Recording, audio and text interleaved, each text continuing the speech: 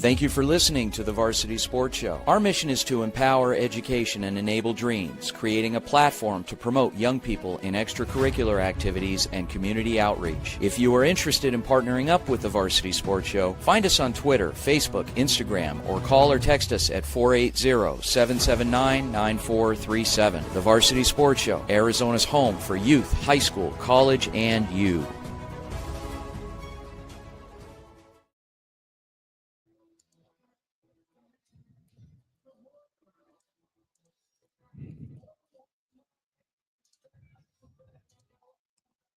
And we're live. Here we go. You ready? Yep. Okay.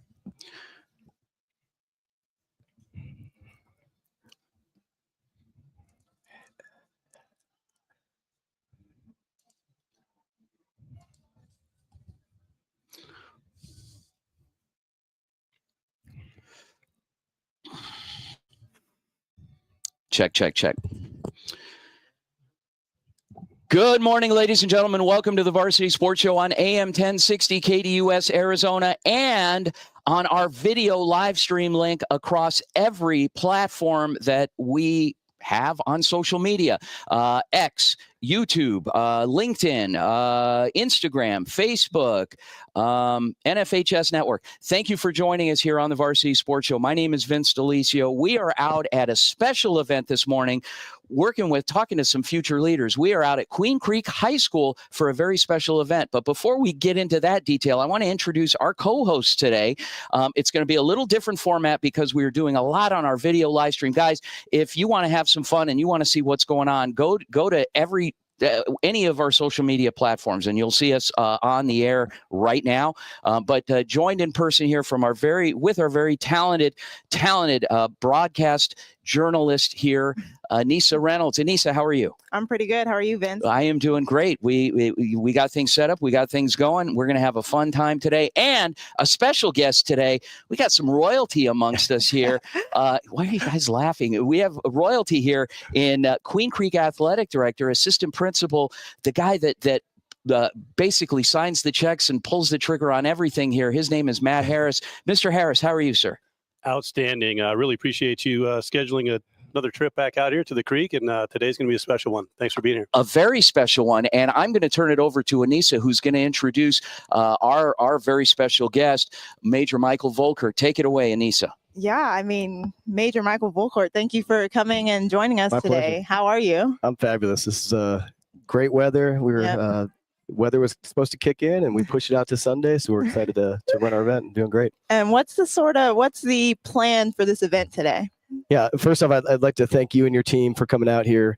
I think we're making history, if I can say so. I don't know if a Raider, a JROTC event like this has ever been live streamed or telecasted, so we're proud to make history out here.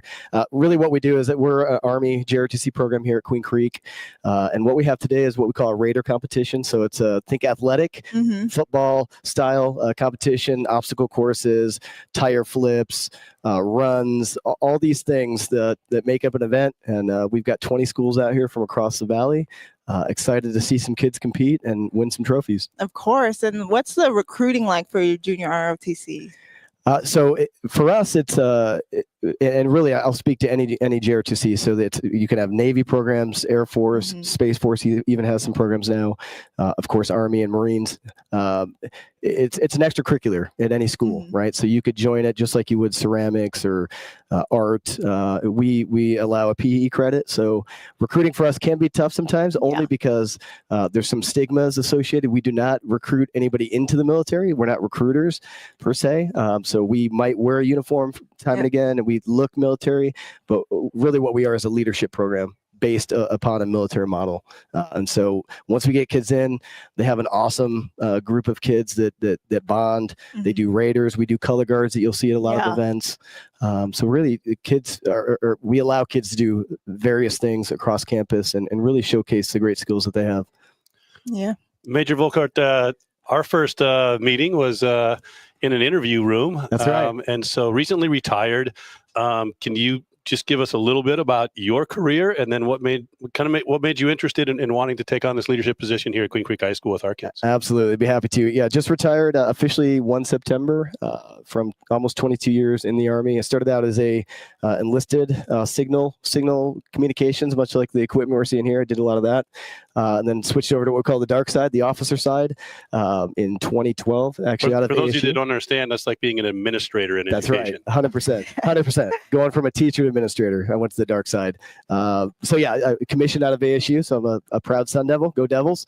And then I was able to go into the aviation field, became a Black Hawk pilot, served in that capacity over the last 13 years or so, deployed multiple places, been all around the world, all the slogans.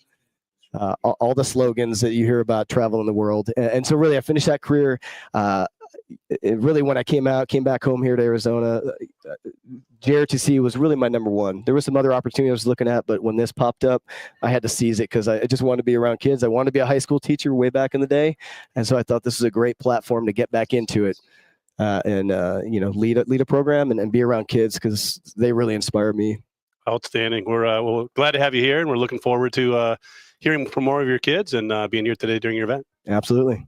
Yep. And with that, we'll be going to talk to Steve Campbell from Williamsfield after his stellar win last night playing against Pinnacle High School. Coach Campbell, are you there? Yes, I am. Hey, Coach Campbell, it's Anissa Reynolds. Great win last night. How are you feeling after that successful win? Feeling great. We took last night to enjoy it, and we're just getting ready to actually watch it and wrap up with the boys, and then move on to Basha. Of course. And how would you evaluate your team's growth from the start of the season to now? I think the resiliency that you always try to get to as a coach and find ways to win and stay together in bad times because it's going to happen. So when you go in the season, that's one of the main factors that you hope the team can achieve because in order for you to have a successful season, you're going to have to go through some tough times and find ways to win games in different ways. And I think that's where they've really developed as young men and developed as a football program. Of course. And as you're, progressing through this postseason, when you look back on the regular season that you've had so far, what's some things that you're going to take into, the off season to maintain the growth for your guys for next season? We have a leadership council group that we started a few years ago, and that's really developed some and became a bigger role this last off season. And so we really want to focus on continued development of that and the kids really setting the culture and hold each other accountable. And that's one thing that I think this team does really well. But there's always room for us to revamp it and reapprove. Just like as coaches, we get in our off-season meetings and say, hey, maybe we want to make this modification on our offense, or we want to, insert this scheme or whatever. It's the same thing from the leadership standpoint and from the kids' standpoint of moving forward. And at the same time, you have to kind of restart every year too. This not the NFL. It's not in college where you have 5 years with the kids. You're going to have on varsity for most kids 2 years. Yeah. And as you're talking about your younger guys, how has it been sort of developing your younger players to get ready for the higher level of varsity? Yeah, the development is different for each kid. Some kids are ready earlier in their career or pick it up faster. And, you may come into the season and game one, we kind of always had the same talk of if you're not nervous and kind of, I won't say fearful, but fearful, you're crazy, right? Because it's a natural thing, but it's how you're going to respond to that, right? It's got that fight or flight mechanism and things. Well, some kids become veterans faster than others do. And just because, hey, I'm a junior doesn't mean that they're a junior for the whole season. It means that at the beginning they are, and then they're going to grow and develop. Of course. Well, thank you, Coach Campbell, for tuning in today, and congrats on the win. Hoping for success next week when you play against Basha. And we got Basha next week. Yep. So good luck in that, and we will be going forward, and we will be going to Jacob Nolde, who's going to be showing us what Coach Andy Litton had to say after his game last night.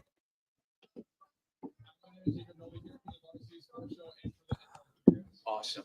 Okay, good job. And don't hesitate. Like if we don't get a 2-minute warning from Corey, just keep talking. Oh, You know, okay. bring it back to Matt. Okay. We're good though. We'll have some time on the back end. Hey Corey, can you hear me? Hey Corey, how much time are we going to have at the end here? Okay, so we'll have 2 minutes. So we'll send it back to you guys so that I can call Conrad Hamilton. Okay, you good? Perfect. All right. And you can run this. throw it to me anytime. If you're you run, you take over, do everything you want to do. But if you need me to fill a spot or question, just come to me. All right, I got you. Yeah, you get it. First year AD, you know, here he's still kind of getting, you know, getting his feet wet and trying not to piss too many people off in the process. But I'm always ready to go. Is your mom listening? Probably. We got to give Marilyn and Tom a shout out. So funny. Yeah, it's poor people. All right, here we go.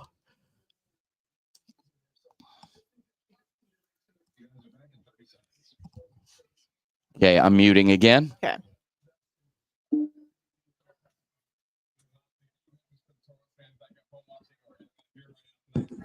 Who's next, Vince? What's that? What's next? Coach Conrad. Yeah, we're going to go to break. The dark blue. We will have 2 minutes and then we go to break and then Conrad.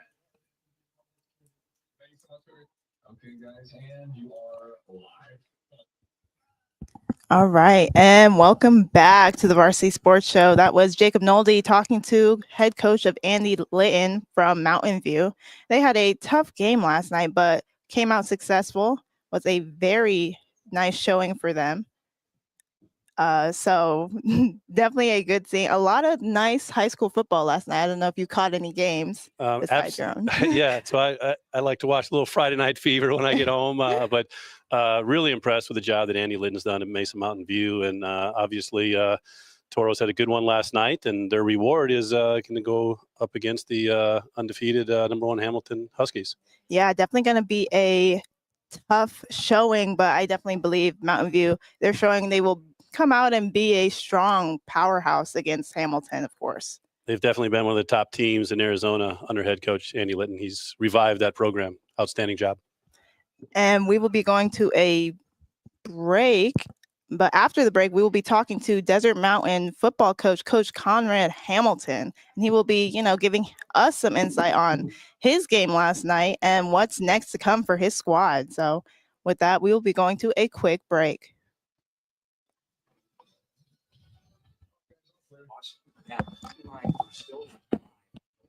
Oh, okay. Okay.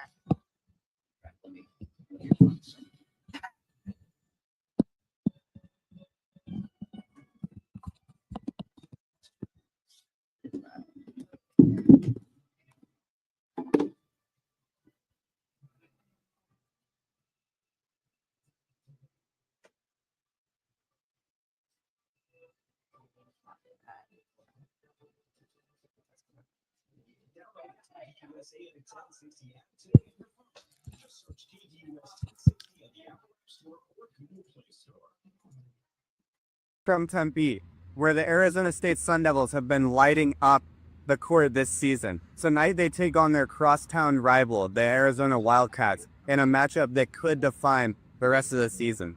Here in Tempe, the Arizona State Sun Devils women's volleyball team has been one of the country's hottest programs this season. Arizona State enters tonight at 20-3 overall and 11-1 in Big 12 play, sitting atop the conference standings after a dominant regular season run. They've turned Desert Financial Arena into a true fortress, unbeaten at home so far this year at 11-0 and drawing some of the biggest crowds in program history for key conference nights. ASU's resume includes big road wins and statement performances, including a key victory at Arizona on October 25th when the Sun Devils picked up a Territorial Cup half point and showcased a balanced attack and a stingy defense. Coach JJ Vanille has steadily built depth and speed into this roster, a process the program rewarded with a contract extension earlier this year that keeps him in Tempe through 2029. That continuity has translated to on-court results and rapid program growth. On the floor, ASU's strength is balance. The offense generates efficient attacking numbers while the defense limits opponents' opportunities. In conference statistical categories, the Sun Devils rank at or near the top, a reflection of consistent execution in every phase. In tonight's rivalry matchup, Arizona State. All right, Corey, we have defeated our the next Arizona guest all Wildcats queued up, by a ready to score of go on our end. 3-1, extending their home record to 12-0 and All right. adding a key result to their postseason resume. For this team, it's always about maintaining energy and finishing plays that matter. If they do, the Sun Devils will And keep then- putting pressure on the rest of the okay, and Big then we 12 got and move Volker closer to their postseason And John goals. Biggs, one of the two, Inside beat, or that I'm young Adam man Maggard, coming reporting back. for the Okay, Varsity Sports Show. there we go. All right, I'm muted. Okay.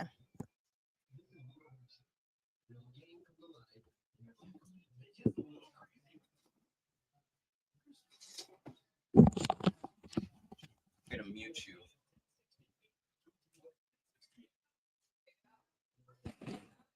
We got one interview before you. 2 minutes. And welcome back to the Varsity Sports Show. I'm Anissa Reynolds here with my co-host, Queen Creek Athletic Director Matt Harris, and we'll be talking to Desert Mountain football coach, Coach Conrad Hamilton. Coach Hamilton, how are you doing today? I'm doing good. How about you guys?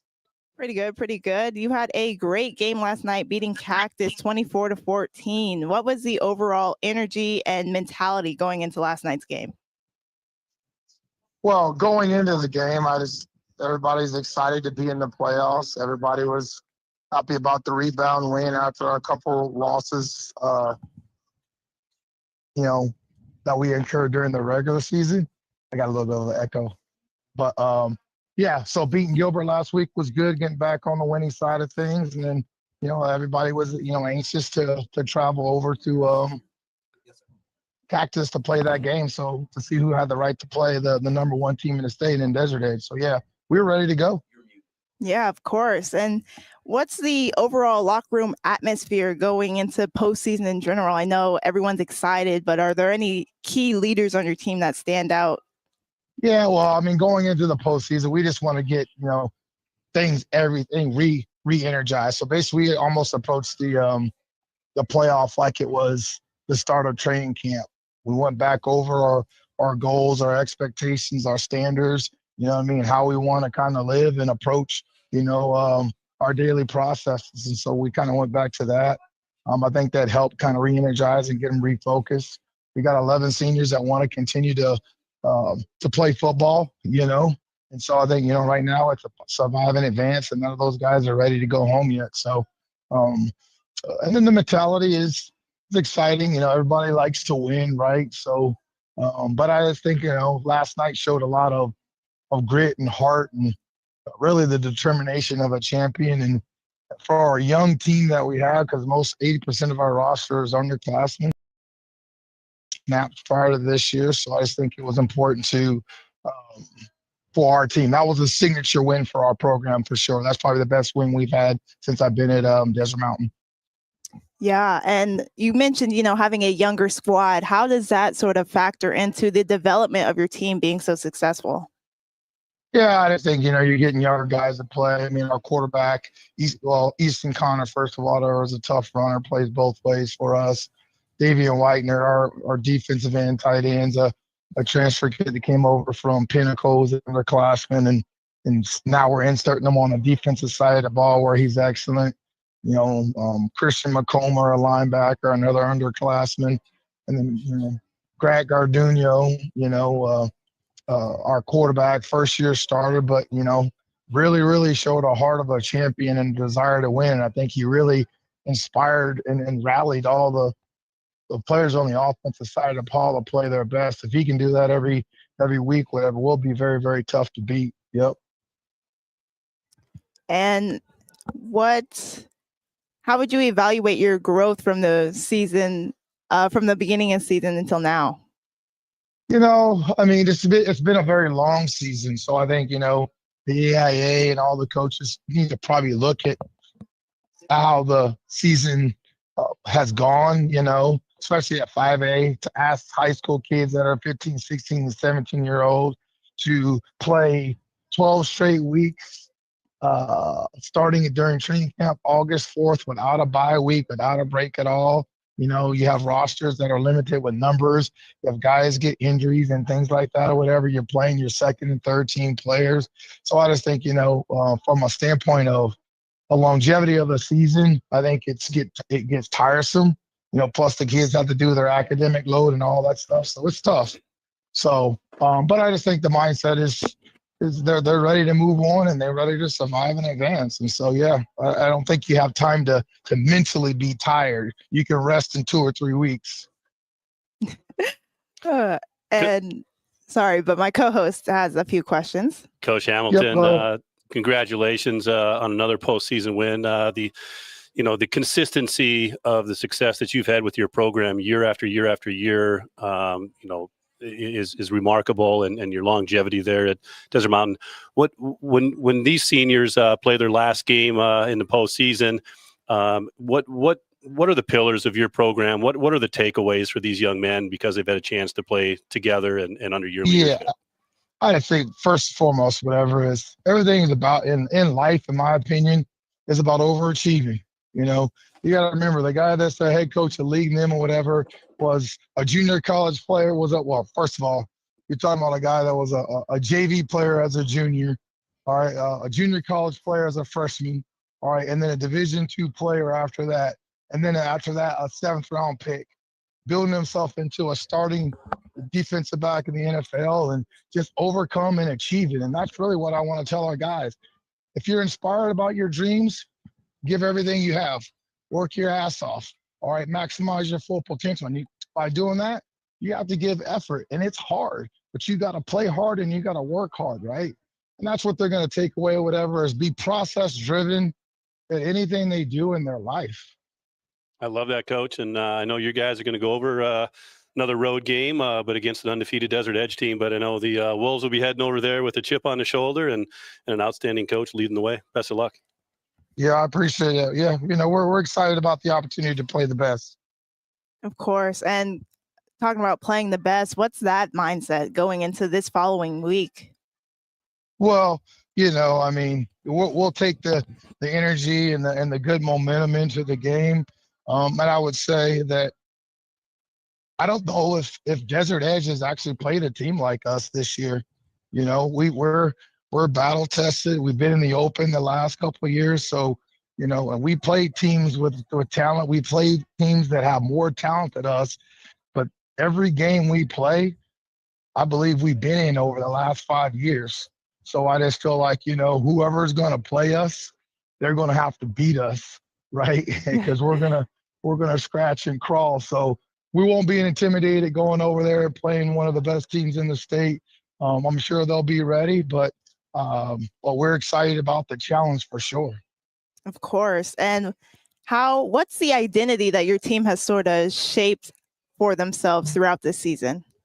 Yeah, I think number one or whatever is we play really good special teams. Our special teams has been elite all year, and they've helped us in close games win those games. Our kickers are doing a good job of kicking the ball to the uprights. Our punter has been outstanding during the year, and our punt returner has to be the best in the state.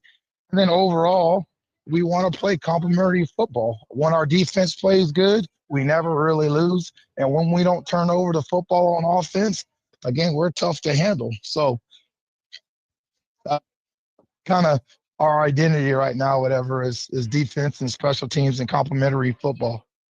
Of course. Well, thank you, Coach Hamilton, for joining us. Congrats on the win and good luck going into this upcoming game against Desert Edge. No, we're excited about the opportunity. And with that, we will be coming back here and we're going to be talking to the Queen Creek Senior and JROTC member, Ethan Reichel.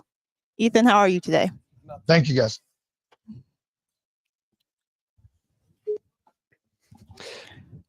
I'm pretty outstanding right now. Honestly, early morning, going out into a place we're familiar with, going and competing against other recognizable schools and just having fun. Yeah, of course. And what's the energy you're trying to bring into today's event?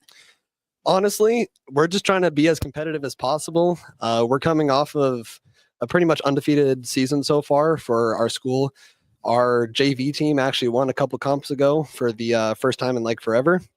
And our very first competition of the year, we won at Cerrito High School for the first time in 8 years. So it's a pretty positive road so far. And being back home instead of out on the road, it's an exciting experience. Oh yeah, of course. What got you into JROTC?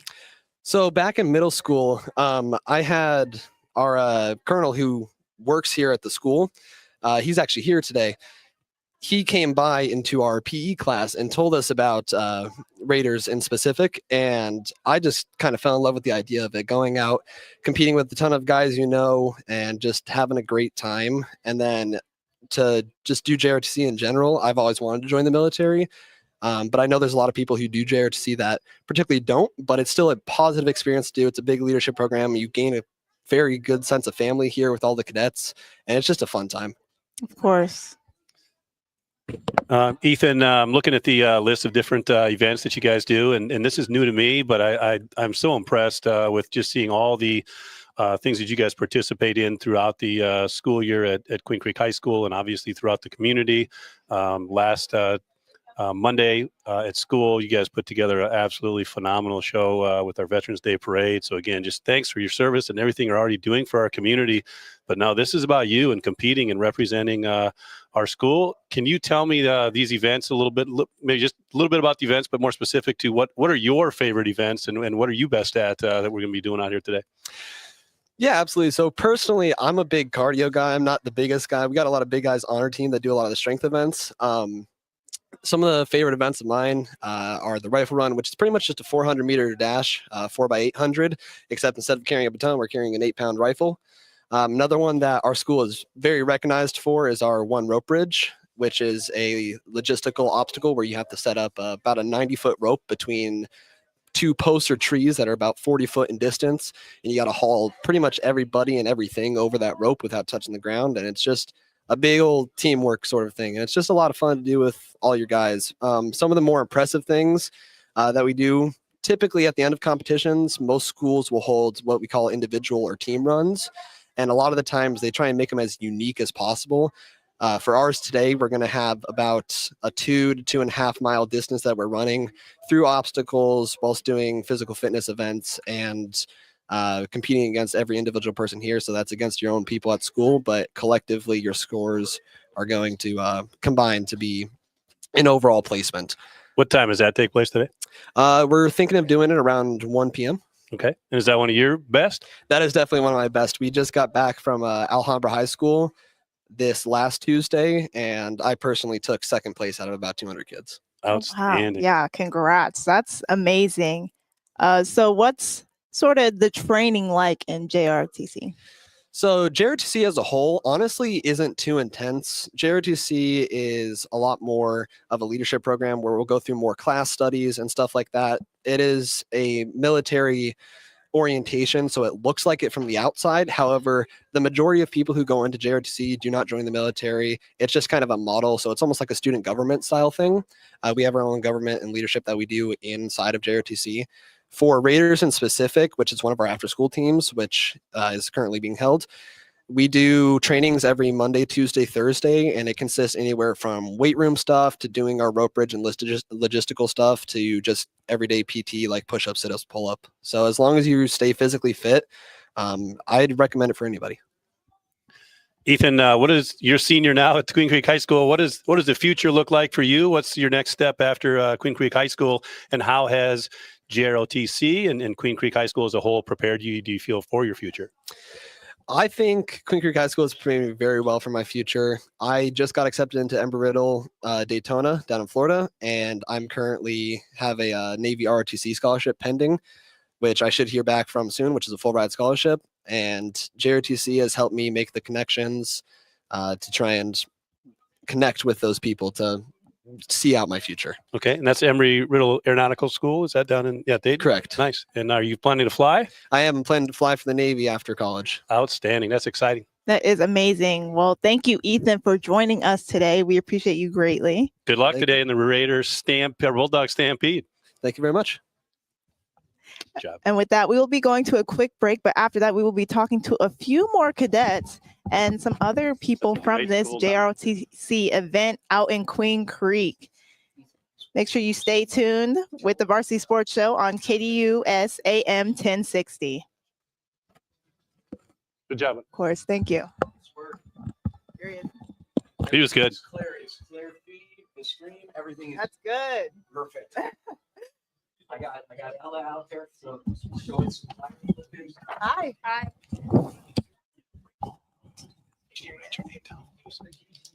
You write your, I'm honest, I can't read it. if you just write, no, just need to write your name. With an experience so good, it remains indescribable. There's something for every seafood lover. From one of their amazing custom seafood Julian.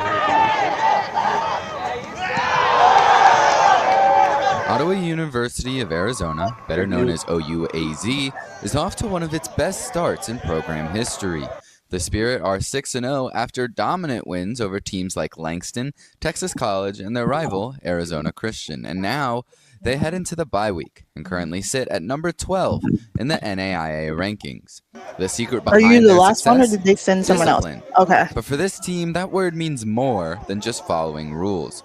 It's about building character on Are we gonna and do off both? the field. Everything we do, it's not just focused on beating whoever we're playing next. Obviously, that's important, but it's focused on making us good to beat everybody, and values like discipline, which are that'd be great. really valuable on the field, but also are very, I got very you. valuable as a man. And as So a we'll husband, split it as a father. 3 and And 3. so instilling those values in us, like discipline, are taught to us through the field, Perfect. and through the X's and O's, but they're instilled in here and not just up here. But it's not just the discipline, rather the high standard the team has set for themselves this season. A lot of places, like if you lose one game, it's an amazing Gage, season. what Like, grade are this you in? program, if you lose one game, perfect. it's like the worst season.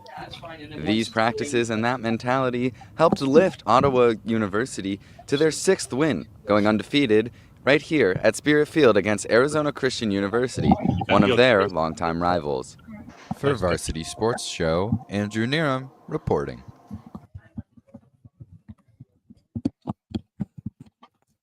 Can you hear okay? Gage, can you hear? Okay. The Varsity Sports Show.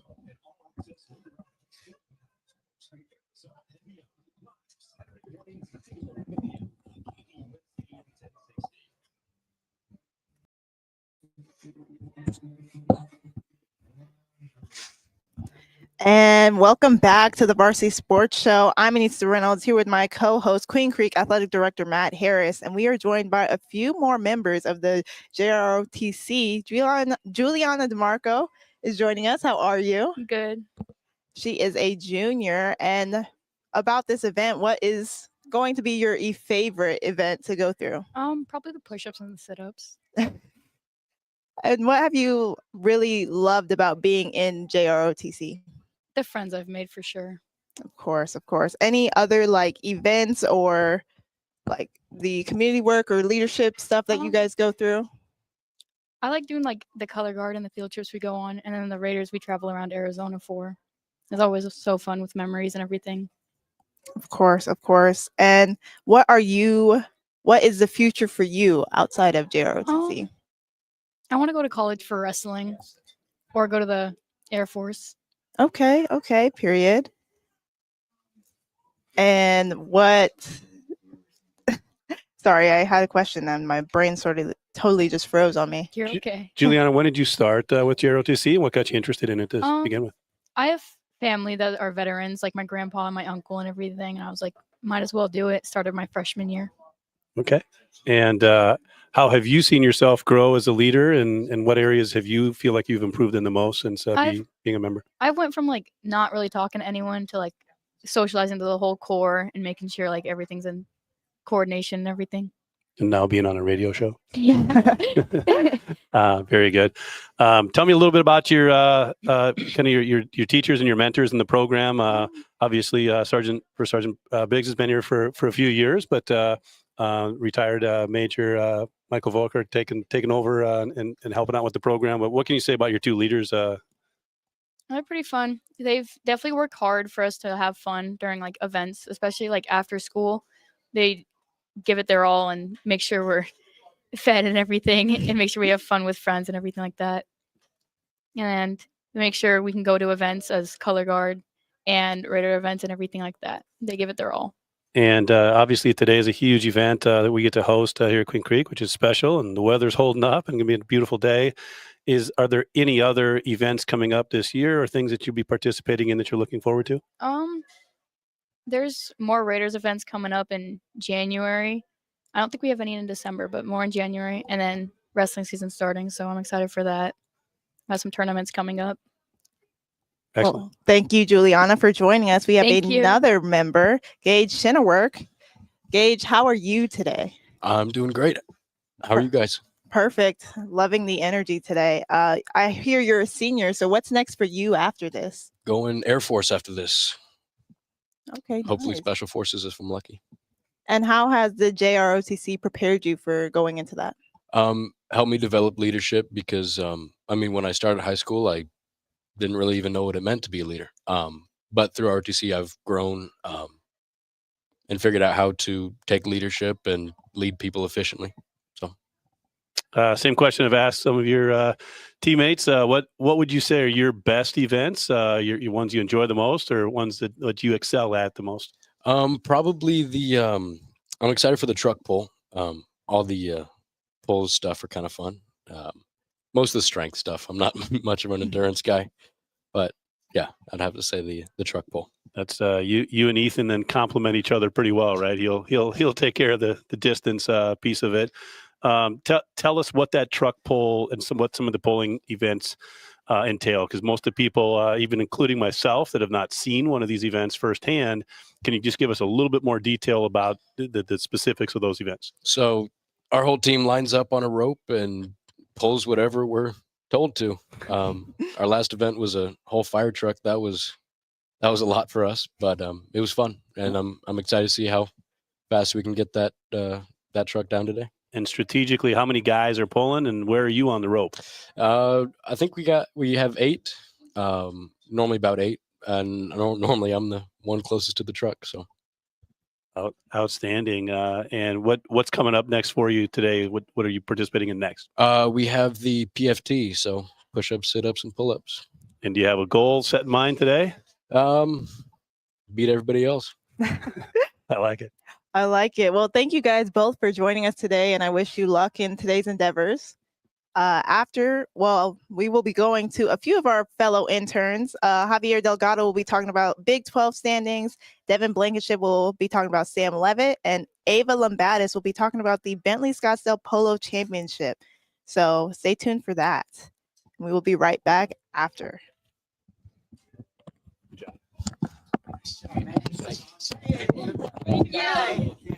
Thank you so much. A little screen time. That's how I like it. Thank you. Sergeant Biggs, they'll have a link later that they can download, and so people that missed the live show, you guys will be able to go back and critique yourself. Good luck today. Thank you guys so much. Good luck. Thank you. Stars. So after this is done today, they'll eventually download link whenever We'll get it later this time. Yeah, that'd be great. Whenever Vince gets I'll get it done before. whenever Vince gets off the couch, later. Have you met his mother?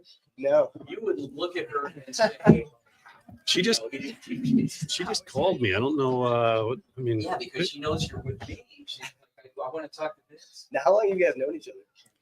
about 6 years now. Okay. Yeah. What's weird is since I've met Vince, I have less friends every year. Like he's eventually he's gonna be my only friend left. Yeah. It's great to have him as a friend, but I seem to have lost all the rest. Hey, you only need one good friend. That's right. One friend. That's right. All right, what else? What else we got? Anything else? Let's see. So we'll have some more time. So. What's this live chat once we come back from the break? Are we just talking? We'll have time at 9:45. We'll have more time to do something. All right, let me see what I can pull together. Awesome. Okay. Perfect. Perfect. It's just where I riff. Mhm. I just riff a little bit.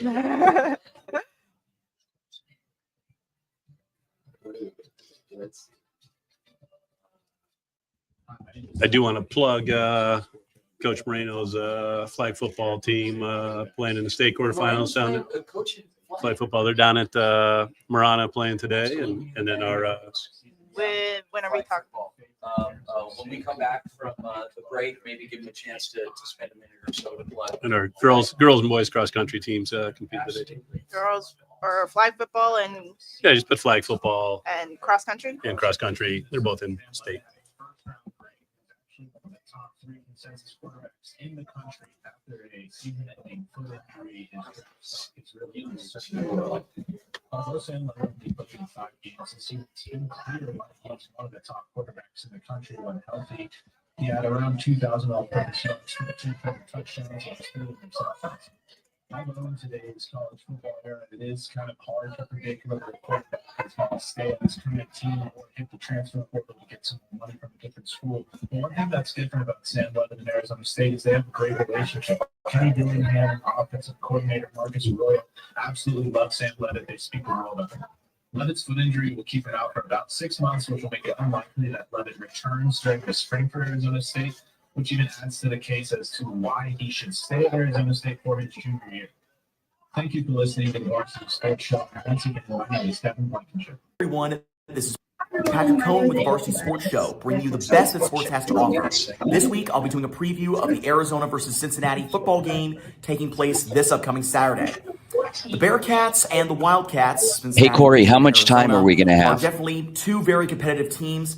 Cincinnati just coming off a bye Perfect. week, but also a Got loss a minute to to Utah. transition. But considering the Or fact they're have going him to be at plug, home yeah, in sports, there Cincinnati, you go. You'll have a minute. they certainly should have home field advantage. Arizona comes in as underdogs once again. They've been mostly underdogs for the entire season, but finally, just this past week, they managed to beat Kansas by a final score of 24-20 and are finally bowl eligible. Both teams are bowl eligible. And it's certainly going to be a very interesting matchup to see what's going to happen. Arizona comes in with a very potent offense and defense. Cincinnati also comes in with an even more potent offense and an even more potent defense. And again, it's certainly going to be very interesting to watch as both these teams compete against one another. I'm very excited to see what's going to happen in this game. I'm hoping for the best, and I'm hoping that my Arizona Wildcats will be able to conquer and overcome any and all obstacles against a very, very tough Cincinnati team. Cincinnati ranks second in overall standings, just behind Texas Tech, so second in the Big 12 Conference in overall records. So it's certainly going to be a very interesting game, but again, I am hopeful that my Arizona Wildcats will be able to overcome. So we're transitioning into the break and then coming back for the live chat. A major upset win. Thank you guys so much for listening, and I will see you all next time. Have him plug because you got a full minute. You can train that entire minute. Go to the break when we come back. Then we'll have about 3 minutes to. Oh, okay. Him. Yeah, okay. All right. And welcome back to the Varsity Sports Show, where after this quick break, we're going to be talking about flag football and cross country here at Queen Creek. Make sure you stay tuned to the Varsity Sports Show here on KDUS. Queen Creek Athletic Director Matt Harris.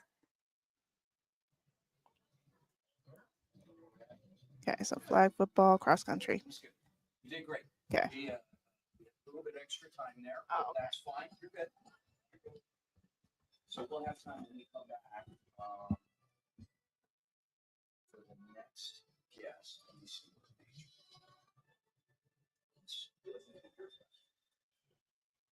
Here he is. All set. We got another.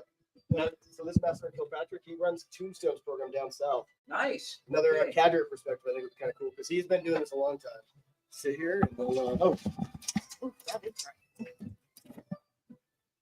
I had to do it. He's gonna do it.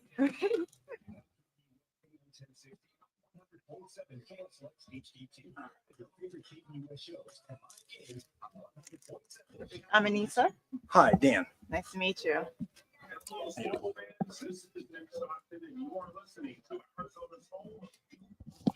What is your full name? Dan. Full name? Daniel Kilpatrick. Okay.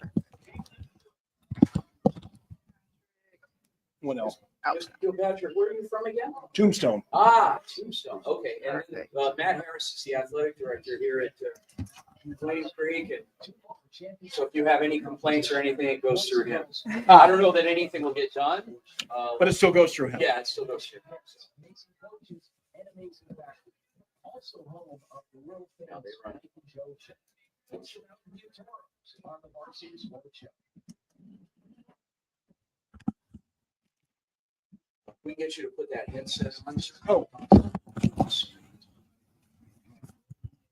All right. I think first when we come back, you can talk about flag football and Yep, and then we'll go to him. Can you hear? Oh, my ears. Check. It's not too loud or anything for you. No, I'm good. I just got to grab it. Oh, sorry. Sorry. We're good. I pinned him down. I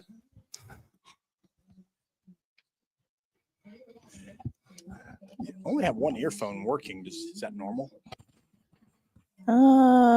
Vince, he only has one earphone working. This one works really. The left side works good. The right side is. Let's see.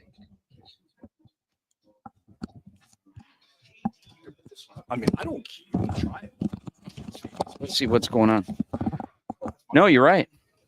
Interesting. Strange.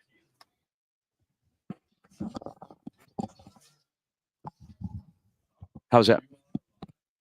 And welcome back to the Varsity Sports Show. I'm Anissa Reynolds here with my co-host, Queen Creek Athletic Director Matt Harris. Matt Harris, what is going on in flag football and cross country? Niece, thanks for asking. And by the way, you're doing a phenomenal job today. Thank you. Wanted to give a little shout out to our head coach for flag football. Michael Moreno has our girls finishing the year at 11-1, and they won their first playoff game last week, and so they are in the quarterfinals today at 2:00 down at Marana.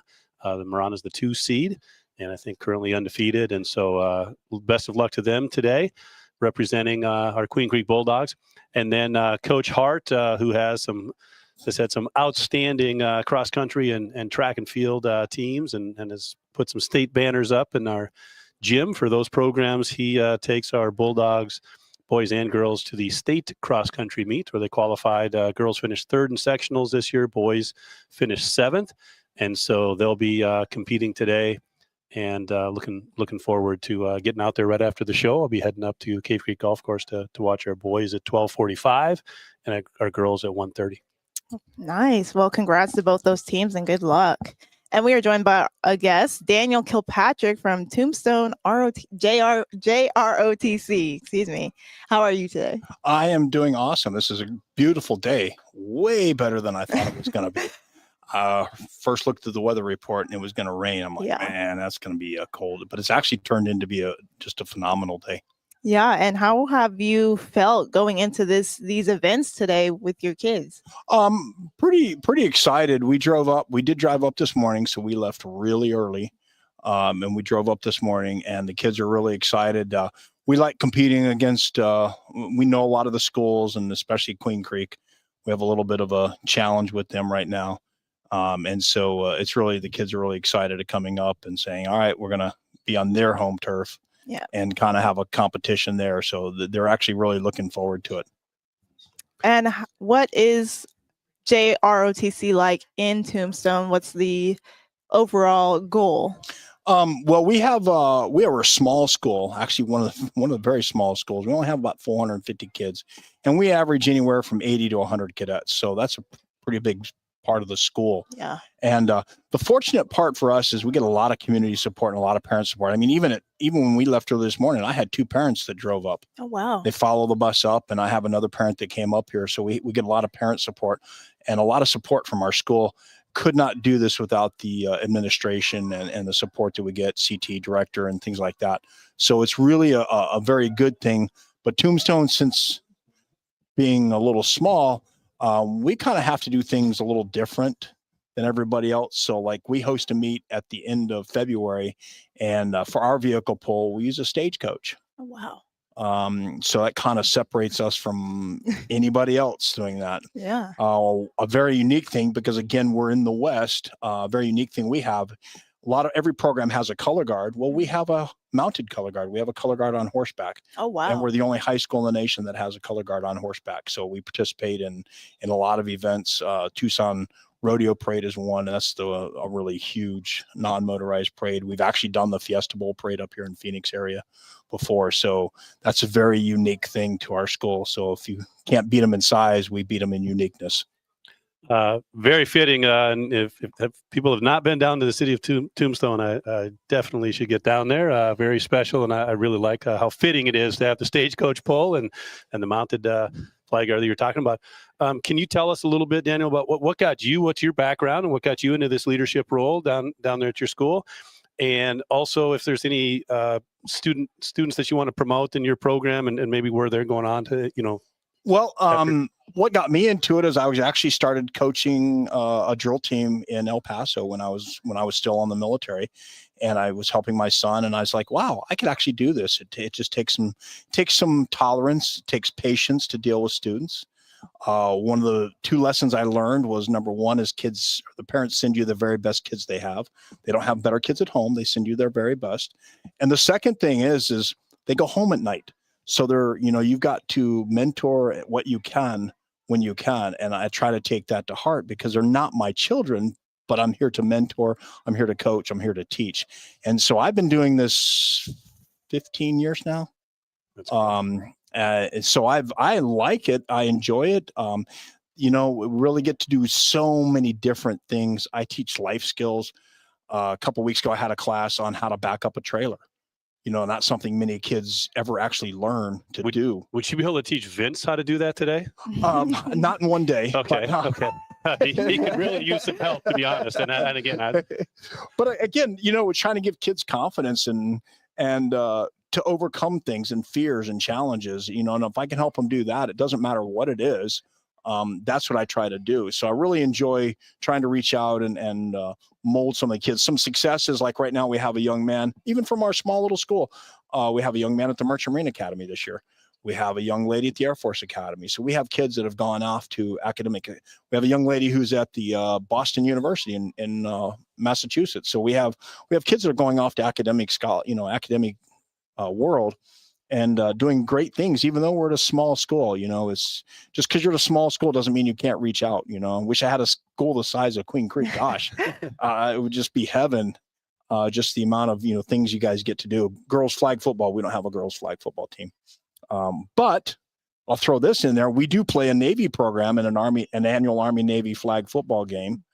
We play Sauterita High School, and they're a Navy program, so we have our Army Navy game, which is kind of unique there. Again, tying in, but we don't have a lot of the things that Queen Creek has to offer. Well, it's very clear from our time spent with you, what you do have down there. You're doing an outstanding job with the JROTC program. So congrats and best of luck today. Thank you very much. So I have to interject, and thank you for joining us, Daniel. I have a special guest to bring on. You guys are going to love this guy. He's an oldie but a goodie. He helped us kick everything off when this thing started a long time ago, and he's actually driving right now. Let's bring him on. There he is. Can we get a shot of him? There he is right there. Who is that man? Who is that guy? How we doing? Hello, Coach Ramirez. How are you today? I'm doing good. How are you guys? Oh, okay. Let's get some audio on Coach Ramirez. We don't have any audio. Are you muted there, sir? And hopefully you're stopped. You're not driving. But those of you that are tuning into our live stream, you got me now? Coach Lucas Ramirez, are you there? Can you hear me? Hello? He does not appear to be on with us right now. We can see him. We just can't hear him. Can you hear me now? I'm not disappointed that he's muted. Yeah. Okay. Yeah, we still can't get you, but hopefully we can get that corrected. and see if we can try that again. Maybe back out and come back in again and see if that works. So anyway, good stuff. A lot of great things happening today. You've got a lot of things happening on campus here, Mr. Harris, that are pretty incredible here in your first year, and obviously you've got coaches that are coaching multiple sports in that. Coach Moreno, longtime baseball coach here, as well as now flag football, doing some amazing things out there, and even some of the other sports that may not get as much attention, like cross country you were talking about. Some things now that we're getting into the winter, some things to look forward to with regard to basketball. Talk a little bit about the basketball program. Yeah, so you're right. We're at a really exciting time. Obviously, fall sports kind of overlapping with our winter sports getting started.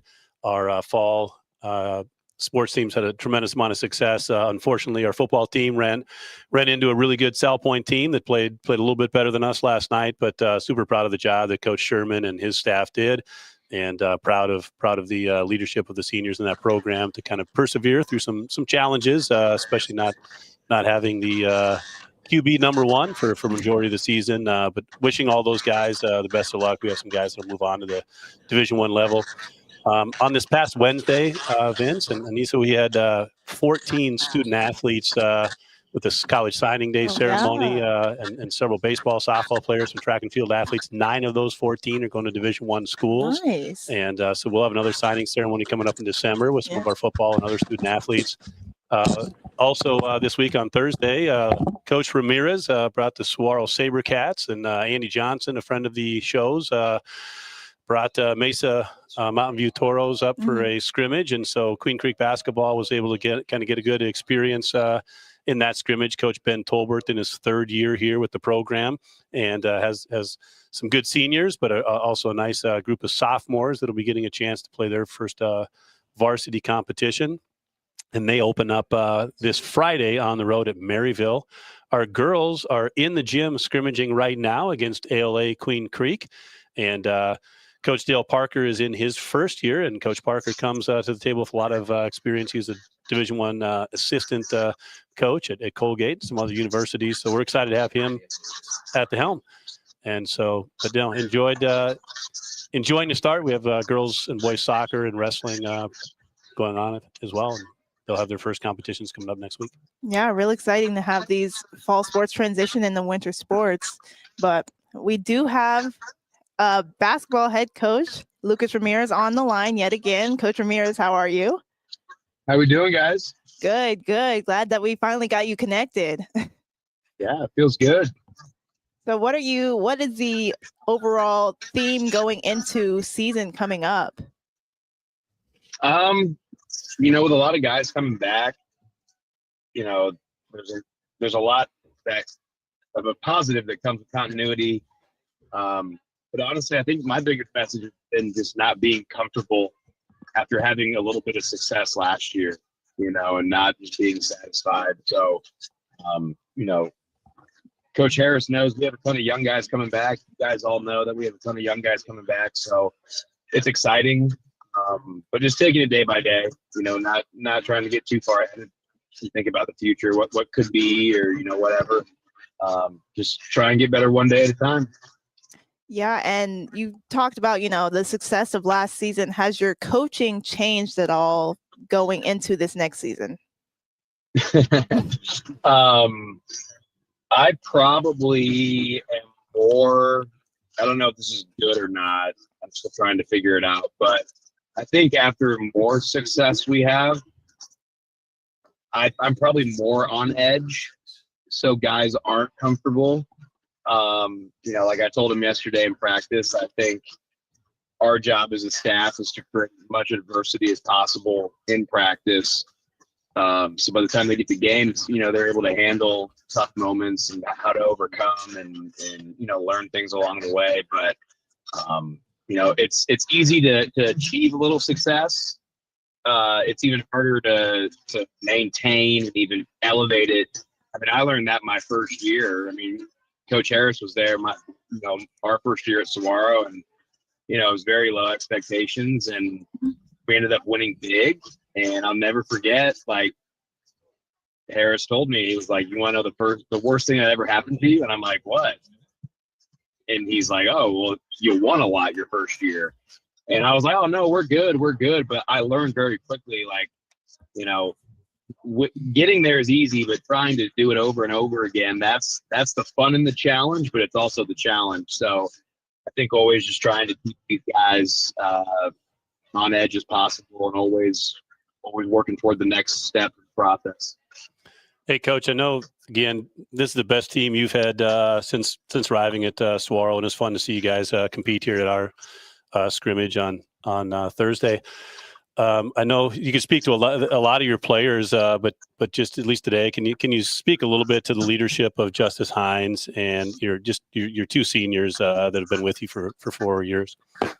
Yeah, that says it all. Like 4 years, and like, you know, obviously from being with us, like there were some ups and downs in that 4 years, you know, and both of them have grown so much as people, students, basketball players, and it's just a credit to them, you know, and their family's commitment to us and believing in us as a staff and believing in Saguaro and our administration. And it's been really great to have them around, and, you know, them and the young guys, it's never like a us versus them or vice versa.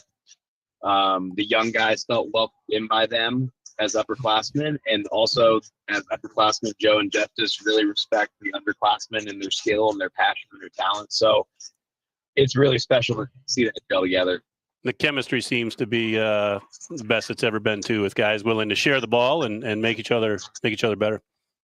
Yeah, no, absolutely. It's like I have to kick them out of the gym or the locker room because they're just having a good time, you know. And it's like, all right, guys, it's Saturday, it's 9:30, let's go home, you know. But yeah, they enjoy being around each other, and it's fun. Perfect. Well, thank you, Coach Ramirez, for joining us, and we wish you luck going into this next season. Best of luck, Coach. Thanks, guys. Appreciate you so much. After the break, we will be talking to the Brophy coach, Coach Jason Jewell. So make sure you stay tuned to the Varsity Sports Show on KDUS AM 1060.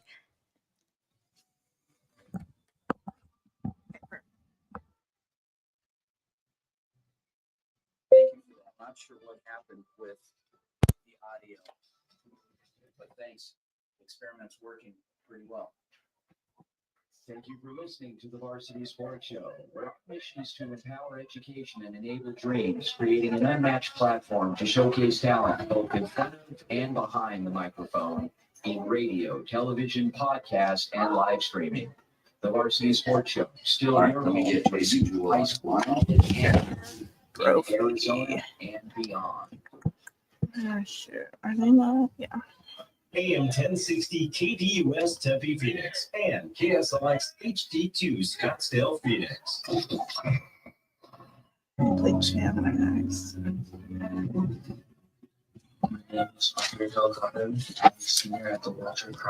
Hey, Coach. All right, so I'm going to put you on hold. We're going to bring you on in about 2 minutes to get started. All right, and Matt Harris is co-hosting, by the way, so he may throw a couple of questions in there, and feel free to bust his chops. All right.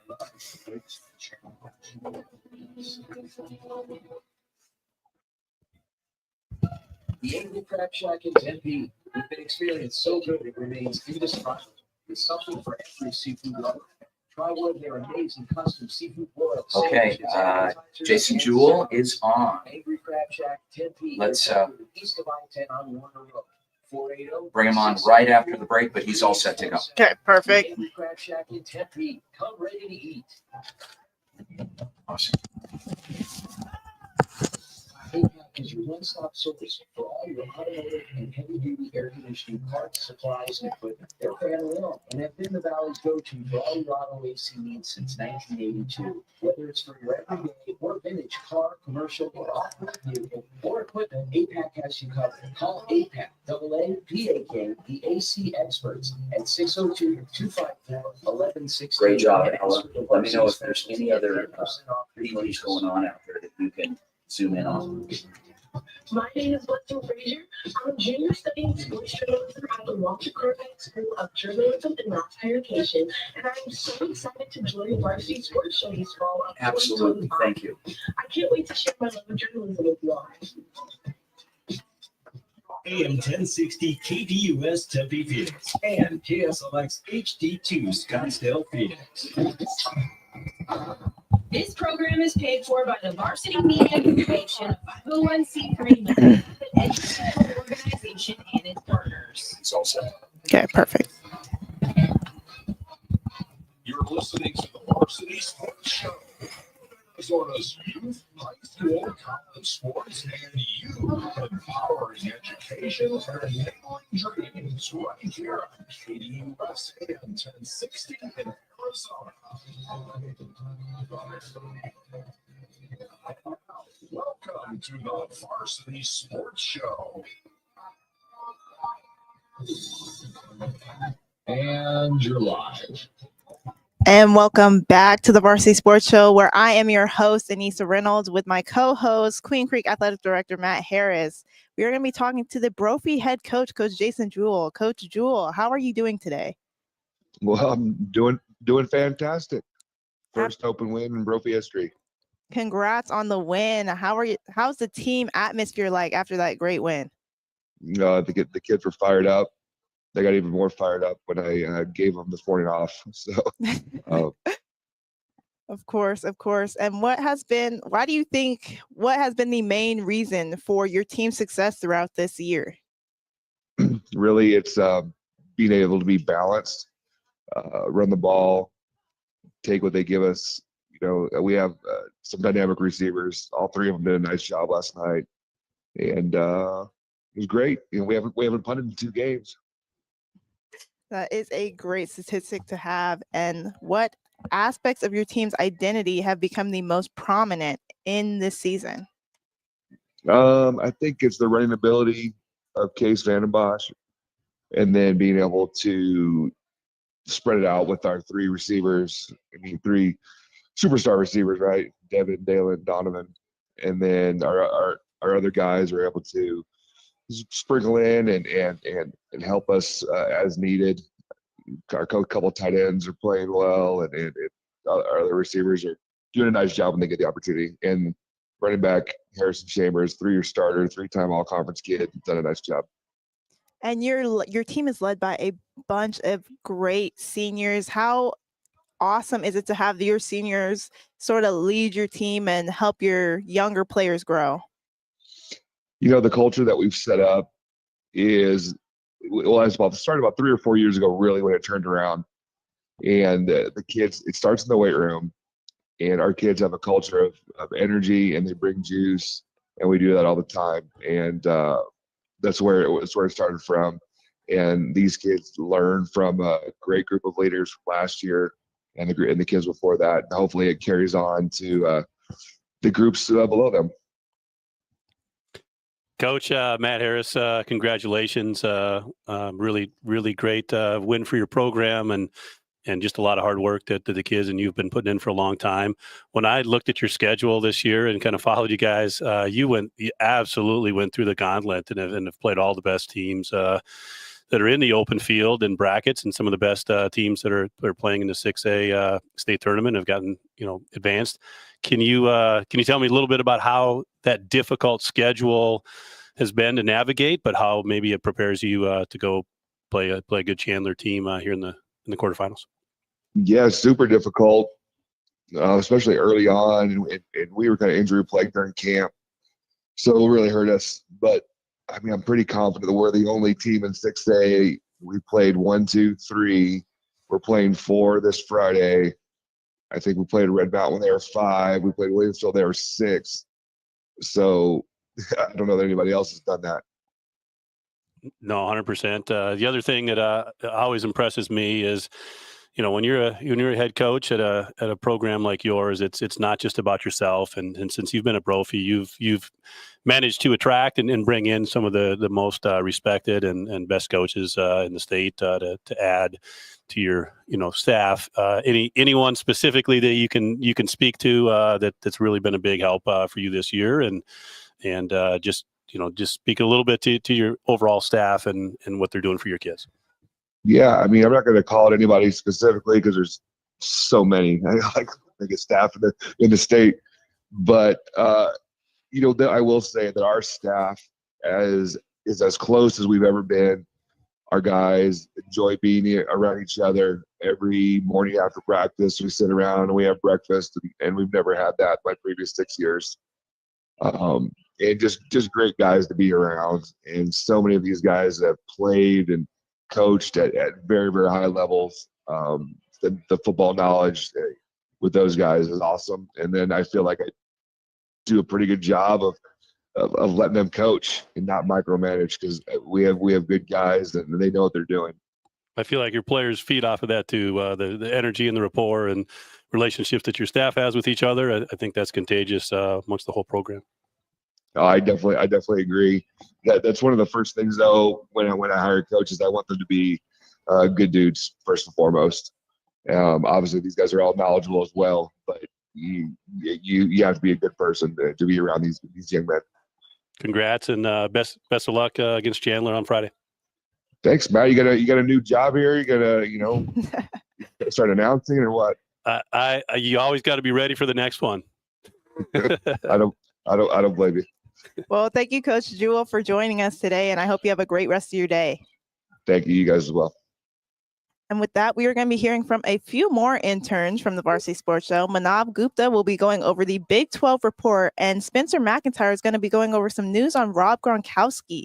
So stay tuned for that and tune back into the Varsity Sports Show.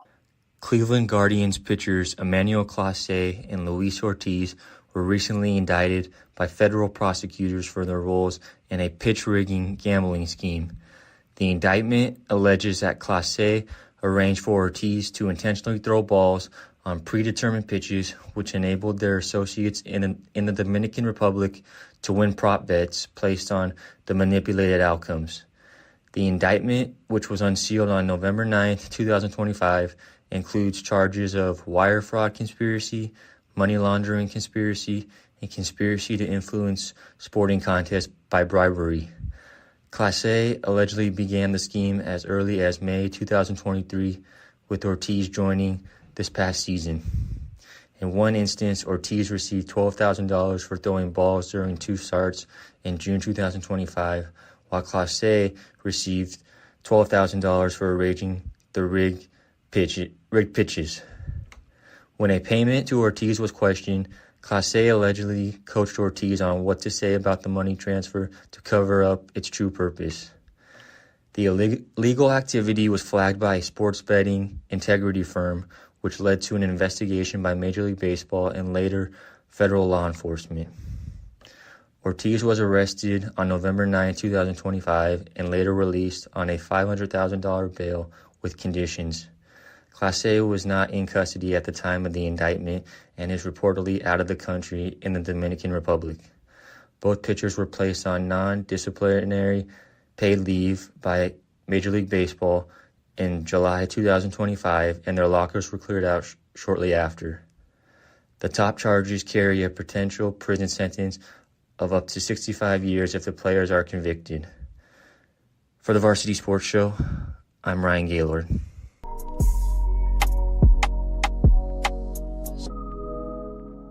Welcome back to the Varsity Sports Show on AM 1060 KDUS Arizona. I am Marla Mundo. The New York Giants fired their head coach Brian Daboll on Monday.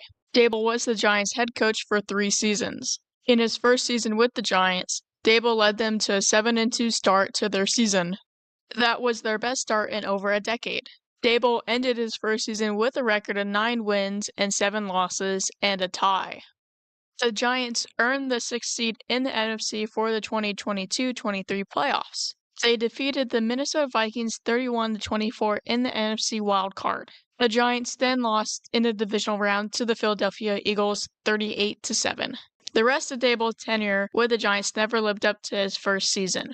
In 2023-24 season, Hello, folks. J.R. Lambright here, where the lights are a little brighter now. The regular season scoreboard has been wiped clean. This isn't about districts anymore. It's a 6-week single elimination war that carves 6 state champions out of rural Texas's 2A, 3A, and 4A heartland. It starts with the bi-district championship. 64 teams compete in round 1. This is a local execution where the top 4 teams from a district meet the top 4 from an adjacent one. First place plays 4th, and second plays third, fail here, and the dream dies on that cold turf. The 32 teams surviving the cut move to the area round, where the field is cut in half again. Winning that stamps a ticket to the state's Elite 16 teams. The air thins in round 4, the regional semifinals, culling the number to 8 teams. The regional finals, or state quarterfinal, is the next stop on the championship trail. Win this, and no longer a regional power, these teams are one of the last 4 standing in their entire division. The state semifinals come next, a fight for the right to play on the biggest stage. And finally, the state championship game held every December at AT&T Stadium in Arlington with its 80,000 seat capacity. Thus, in the end, 6 consecutive victories constitute the That off. Let's bring Jasmine on. Okay. And hey, Jasmine, can you hear us? Yes, I can hear you. Can you hear me? No. Hey, Jasmine, can you hear us? I can hear you. Can you hear me? We cannot hear you. Let's see. What about okay, so now? similar issue as before. Automotive and How about now, heavy-duty air Jasmine? Can you conditioning hear us? parts, supplies, and equipment. They're family-owned I and can have still been hear you. Can you hear me?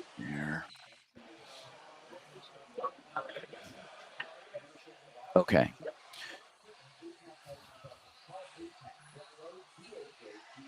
Let's see. Jasmine, I'm going to call you on your phone. Keep your video on, okay?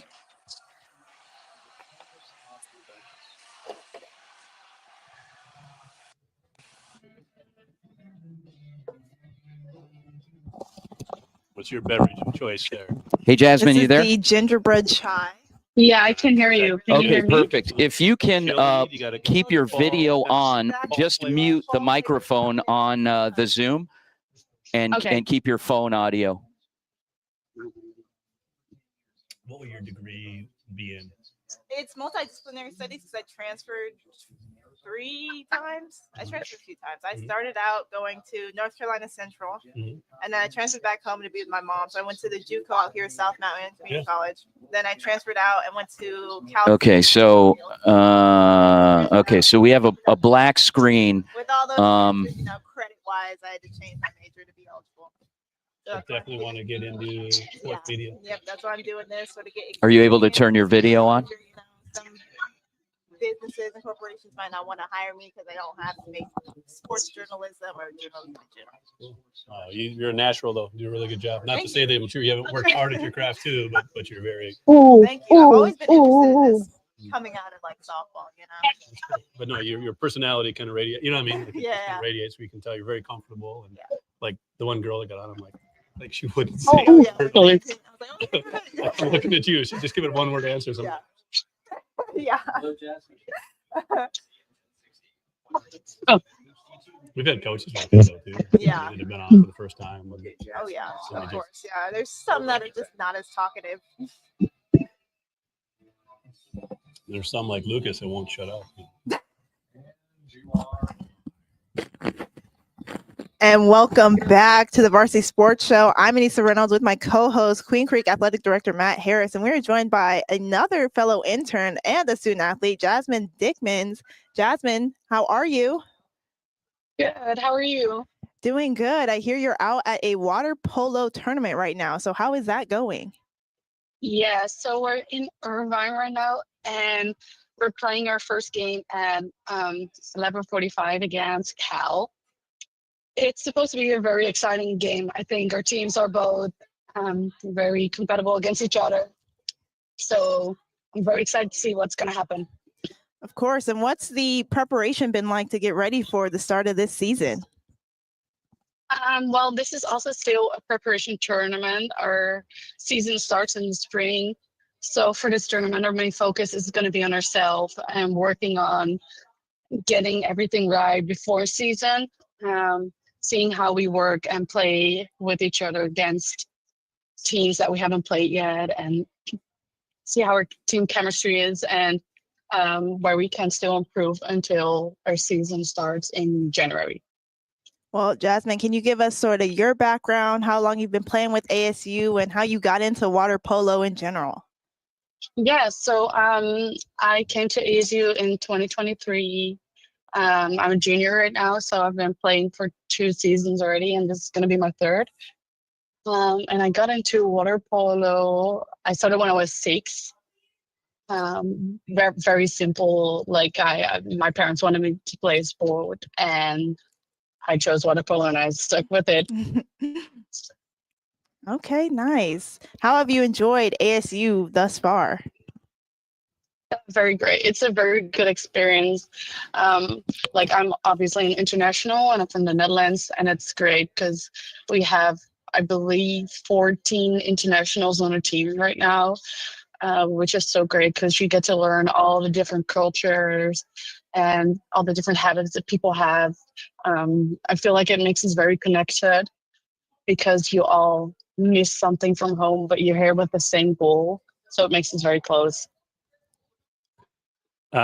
Jasmine, love the sport of water polo, and I do know there's an effort in Arizona to try to get more youth and people involved and stuff. When did you get involved in the sport, and when did you know that this was going to be something that you could really excel at, and obviously that led to the collegiate opportunity? So I started when I was 6, and when my parents, like when I got a little bit older, one of my parents started coaching. He didn't have, my dad, any experience in water polo coaching, but he just did it because he wanted it to. And then I think when I was 12, I switched clubs because I started at my hometown club, but it wasn't very competitive. And I went to a club that played at the highest level in the Netherlands. I also played with the youth national team, and then through tournaments like European Championships and World Championships, I got recruited to ASU, and I looked into it, and it was just a great opportunity to combine school and sports and still compete at a high level. Yeah, talking about playing internationally, how is that? It's been very different. Like America has some different rules, and they're sometimes a little bit behind on what the World Federation says about rules. So it was a little bit of an adjustment to play in America and play to the different styles. But since our coach is also from Europe and we have such a big international team, we try to uphold that European play style a little bit and combine it with the American, which I think is really exciting. Yeah, of course. Jasmine, how have you enjoyed being a Varsity Sports Show intern? It's been really great. Vince has been very flexible with me being an athlete, and of course I have a very busy schedule. So sometimes it's really hard to combine because obviously I have practice and scrimmages that we have to be in. Jasmine, really quick, Vince here, really quick, remind everyone how you ended up getting the job, like where you're from. 1 minute. Music and all that pop culture. How did you get the job? Oh, by the rock band Van Haven. Yeah, because of Van Van Halen, sorry. Yeah. Because you're from the Netherlands like they are, so that. Yes. that was in our first conversation. That's right. See. Yeah. Good luck today. Yeah. Thank you. Good luck, Jasmine, and I look forward to seeing you again once we probably have another game working together. Sounds good. Thank you, guys. Good luck. Thank you. And with that, we will be hearing from a few more interns. Anastasia Rastelli will be going over some NBA news. Matt McCord is going over Arizona high school football standings, and Blessing Frazier will be talking about Paul Tagliambu and his passing. So with that, we will be going to a quick break. Make sure you stay tuned to the Varsity Sports Show on AM 1060 KDUS Arizona.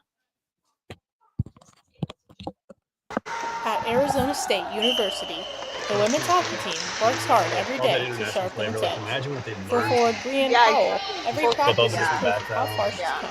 Really cool. Bree is super enthusiastic and obviously just a, all around great human. And she was somebody that we wanted as part of our culture. And she was coming from an injury that was going to take a second, but she has a strong work ethic and, really everything we wanted in a player. So it was hard to pass up. Powell's road back began after tearing her ACL during her first season of college hockey in Canada. The setback tested her physically and mentally. Yeah, I'm still but good. ultimately reignited her drive. Playing hockey, deciding to go to university, getting dropped by schools because they didn't want to have an injured player coming in was really difficult.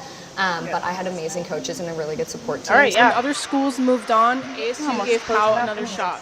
One that's allowed her to prove that she belongs on the ice and with teammates that are by her side no matter what. Now, fully healthy, Powell has embraced her new role at ASU. She says the team's positive energy and culture have helped her rediscover her love for the game.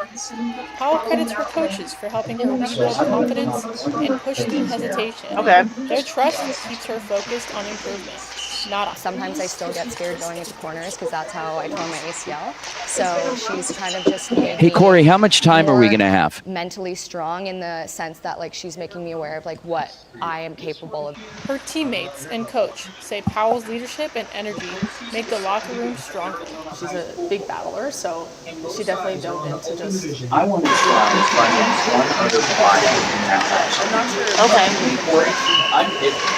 We band together when anybody's hurt, that's on the ice. Somebody falls, you check in on them, and when somebody is sick, I'll rely on you to tell me. For James C331, I'm Carmen LeBeau.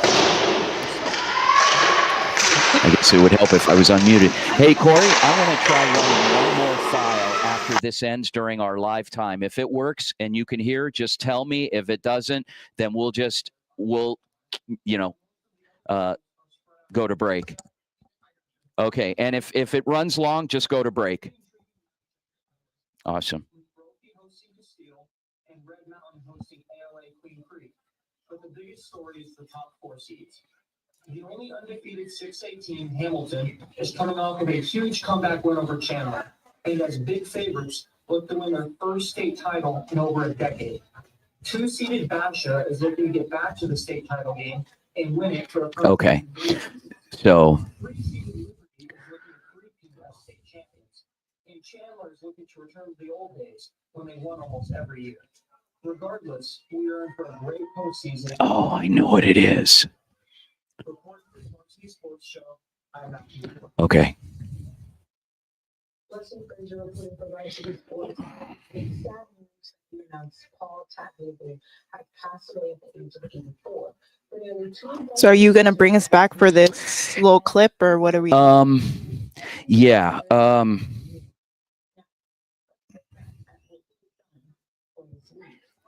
Tatnagel took over the league in 1989 following the legendary Pete Rozelle.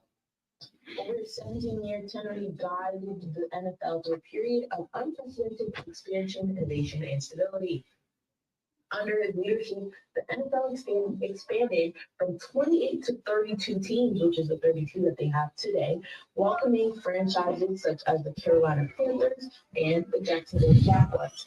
This took place in the 1990s and the Houston Texans in early 2002. Okay.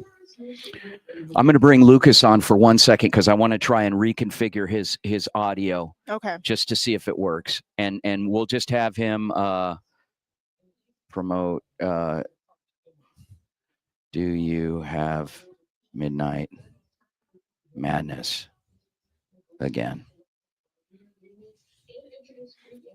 You can. Okay.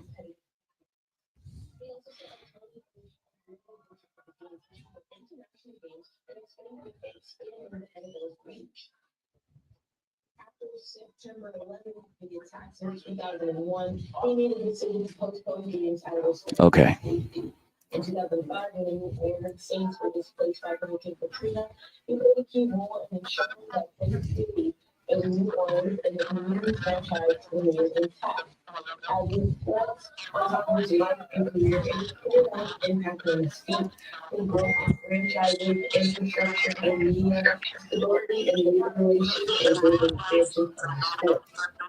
Now we extend our sincere condolences to his family and the players who have touched our leadership. Coach Ramirez, can you hear us? Hey, can you hear me? Coach Ramirez, can you hear us? Can you hear me? I can hear you. Yes, no?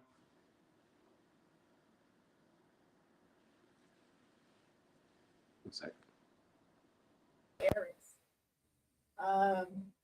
Matt, how have you been today? How are you feeling with, this being, I assume, your first radio show you've been hosting?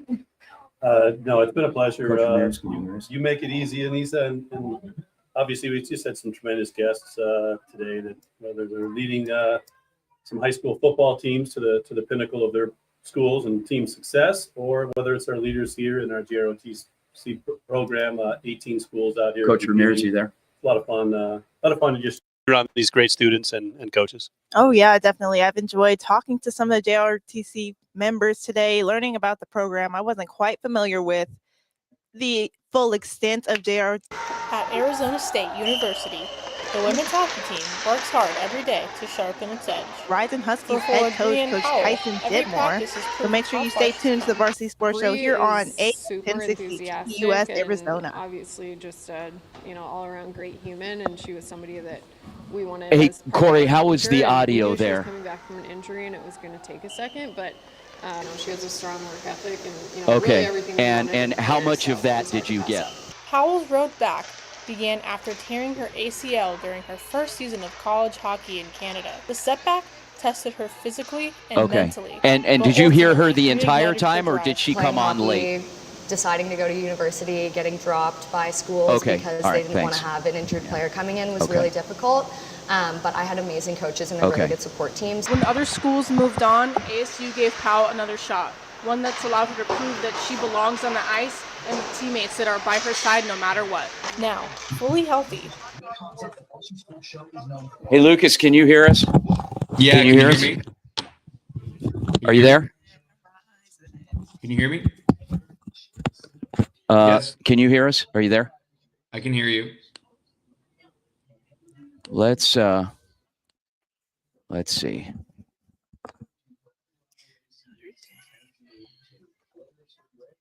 Okay. All right. Can you hear us? Are you there? I think you can hear us. We just can't hear you. I'm going to have to mess with the mic settings. Okay, we'll circle back on this, Coach. I'm sorry. We're going to go to Tyson Ditmore on a phone call, but thanks for working with us. We'll try it and get it down. Thanks. See you later. Go Husky. Bye.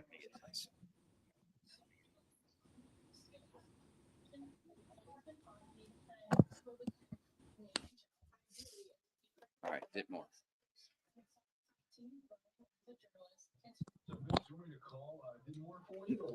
No, I got him. Hey, Coach, you all set? Hey, Coach, you all set? Okay, we're going to put you on a brief hold and bring you on here in just as soon as the commercial's over.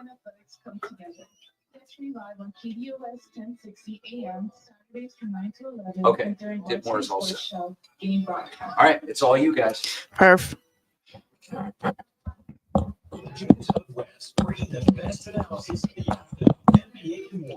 Okay, he's live.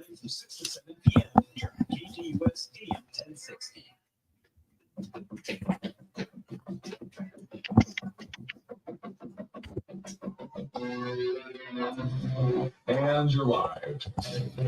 And welcome back to the Varsity Sports Show. I'm Anissa Reynolds here with my co-host, Queen Creek Athletic Director Matt Harris, and we're going to be talking to head coach of the Horizon Huskies, Coach Tyson Ditmore. Coach Ditmore, how are you today? I'm good. Mr. Harris on the phone. Good morning, Coach. Coach Ditmore, how congrats on the win last night. What was the overall theme and the energy brought out to the game?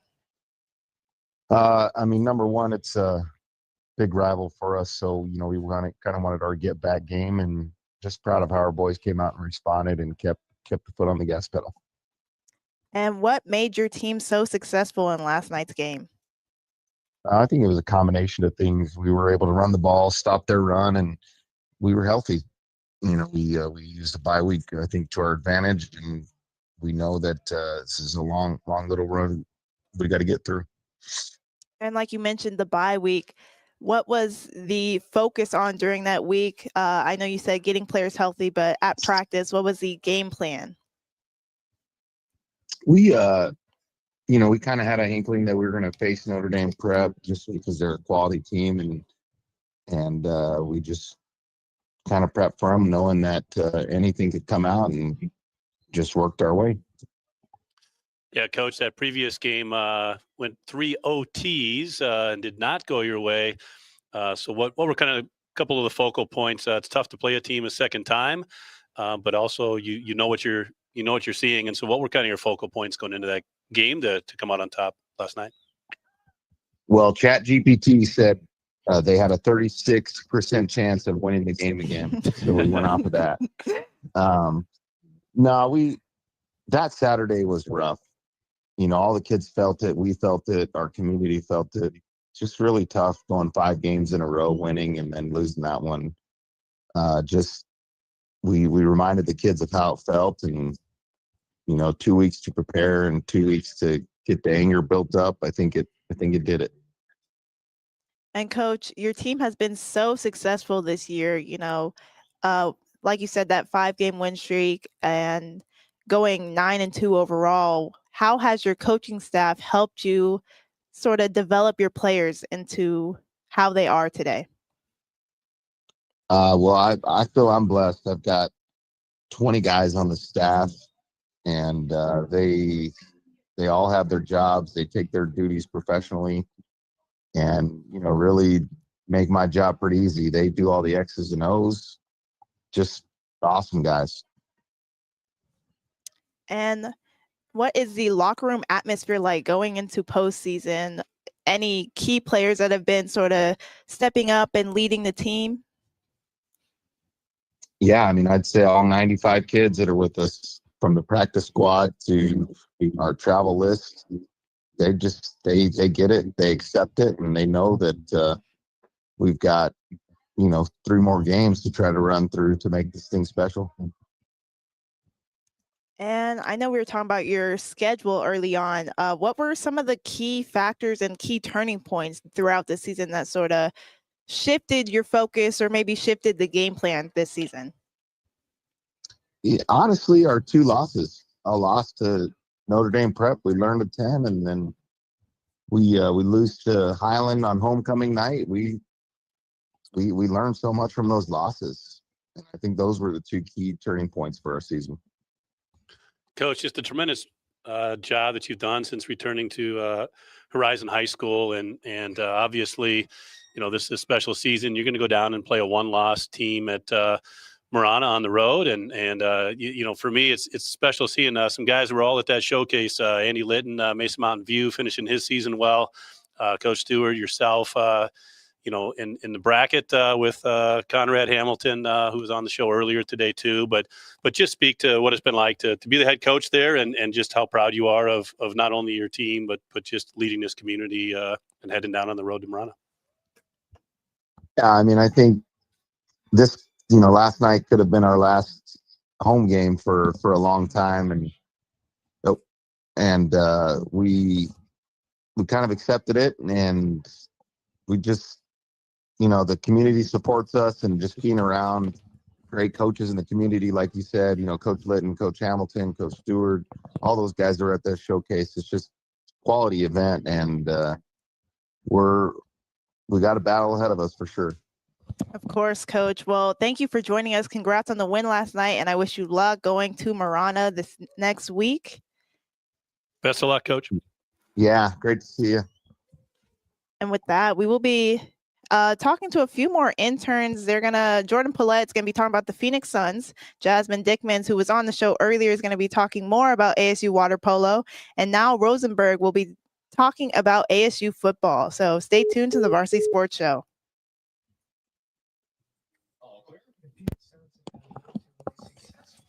Sorry about Perfect. that. It was loose, and I just didn't know if it was yours. I can still hear. Oh, okay, good. He's a good dude though too. Like, Oh my God. Oh yeah. Say though, like the irony, right? Though, like those same guys we get on the. You got Andy Litton, who's got Mountain View after playing in the finals last year, getting upset. Not upset, but lost in the championship last year, right? And then you got, Tyson's done a phenomenal job. Back horizon. It's good. It's neat that the programs, and to me, there's a correlation there, right? The programs you're working with are also having a lot of success. You know what I mean? So I feel like there's a 2 games that he played, but unfortunately, Green suffered Yeah. a hamstring. Yeah, it's nice to see. It's nice to see the tables kind of turn, that they're getting those wins, and just reiterated it. Yeah, especially because you pretty much do all the Desert Mountain games, all the Horizon games, right? Yeah. Ropey, yep. This year, Devin Booker, I think Grace the other Allen, ones Dylan Brooks, still playing. even Colin Gillespie and Jordan Bowen to step up and be able to play make not only for themselves, Mountain View. but to But that's nice, isn't it? I mean, it's. set the table for the rest of this I've always season. felt though too, though, like Key upcoming good matchups head for coaches of Phoenix good Suns programs will take place do in everything Phoenix well. Stadium You know what I mean? on It's the their social media is good. You know what I mean? Like there's just all those extra things they do. They do character stuff off the court. They do. It's like not a coincidence that those teams are successful. Oklahoma City founder on November 28th. This is Jordan Bullitt with the Varsity Sports Show signing off. Hi, I'm Jasmine Dickmans reporting for Varsity Sports Show. I'm a student. I really like at her. the Arizona Yeah, State she's amazing. I love her. for the ASU women's water polo team. She's funny. She The knew upcoming weeks, I'd very like to little about introduce you football. to the Yeah. She's been reporting on the sideline. She did color a enthusiastic couple and times. watch I mean, she's just like it's fun. Hi, I'm Summer. She's got a little scooter, a little electric scooter. She rode Yeah. all the way from Tempe into the studio to do the show on 52nd Street, Big Al. I'm like, She's very dedicated. we had to charge it while she was there. It's so funny. Okay, so the HJCAC tonight, Yep. here's the schedule. Yep, I just pulled it up. We've got Salt River and Papaville playing, and then Sideliners. All right, perfect. You can ask them about that. By the end of the first quarter, we already made up. And recruiting, right? Too? Yes. Perfect. And then until Yes, like, and also the you can even put last some minute out of there and ask about the reception from the community, the different schools where the games are being hosted at. Okay. Mountain Point, you got Mountain Point, Sunny Slope, Independence High School, and Camp Verde. Okay, gotcha. Honestly, it's something new for people to watch because a lot of people are like unknown with each other. Really do appreciate you coming down here. It means a lot to these guys, I think, because I don't know, like you know how like there's certain programs that always get their flowers, but I feel like these guys do so much for the school, the community. No, this is great, and it allowed us to kind of experiment a little bit with the broadcast, and it's been and so I'll make sure I'll send. Do you have access? Does Google Drive work better? Okay, so I'll send you a Google Drive folder with both, and then I'll even send you some YouTube links also. If it makes it easier instead of downloading the whole file. That's all good. Yeah, just so some of the kids and parents can go back and catch that first part. Or if it gets broken up, our social media gal will put it out there too. You know, Absolutely. I'm assuming they have editing software that they can slice all that up. Yeah, for sure. I'll send the raw files and then I'll also send links if it's easier. To take on Coach Pride, who's Buffalo's success. everything you say is coming across live during every break. Have I said anything bad? It's Doug Madosky, right? Yes. Okay, perfect. Coach Madosky. It's also looking around the Big 12 to other teams. For starters, it looks like Texas Tech will be able to BYU and Cincinnati. Yeah, I need a filter. Yes, you do. Thank you guys so much. I gotta get Well, thank you. changed up and head up to the state cross country meet. Good stuff. Nice to meet you. Yeah, Thank you. You're talented. Thank you. Thank you, sir. Thank you. Pleasure as Thank you always. for coffee. Yes, sir.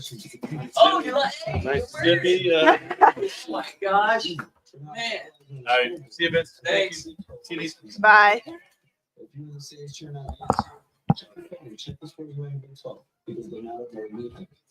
Okay, perfect. Okay.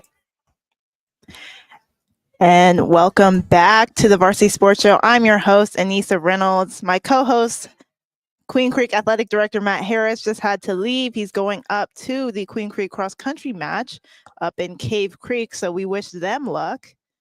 And we will be going to another break where afterwards, we will be talking to Doug Madosky, the HJCAC League Director, about a few of these Saturday night games that we have tonight.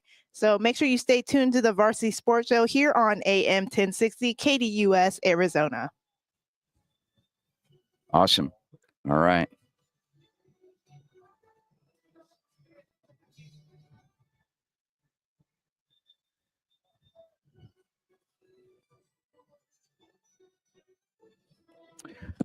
Also clarify the times of the games today. Okay. One was still kind of up in Yeah, the air. up in the air. Yeah. Yeah, that one is. All right, yeah, I'll ask him.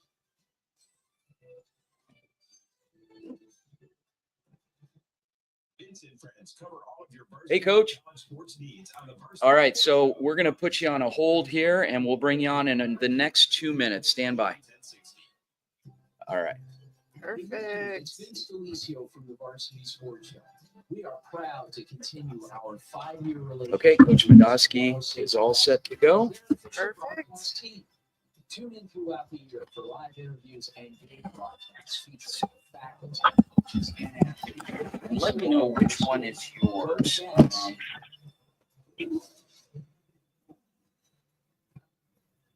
Can you still hear yourself?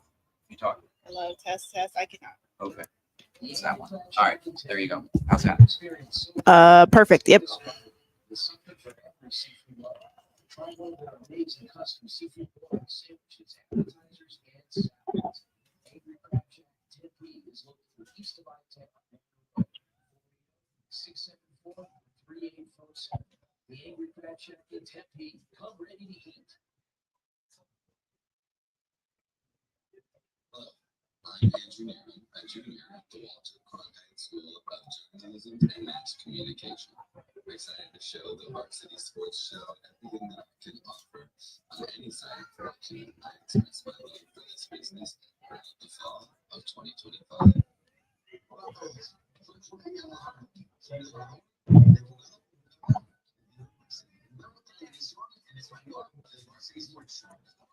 Okay, and then he said confirm game times.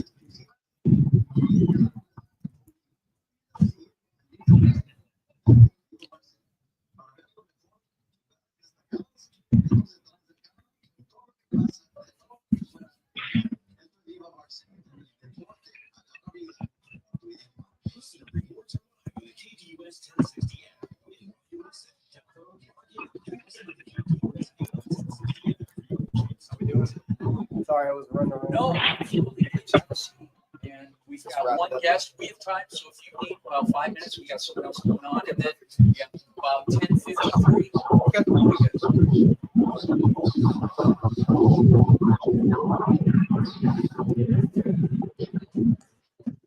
And welcome back to the Varsity Sports Show. I am your host, Anissa Reynolds, and I'm going to be joined by Doug Madosky, the HJCAC League Director. Coach Doug, how are you today? I'm good. How are you doing this morning? I'm doing pretty well. Just wanted to ask you, how has it been to have these schools hosting these HJCAC games? It's been a great opportunity, a great experiences for us from a league standpoint. Developing those partnerships with local schools has been crucial to our mission, and I think we continue to grow those relationships, which really is the plan as we actually transition to the offseason. It's crucial for us. Yes, and what's the recruiting been like for this league?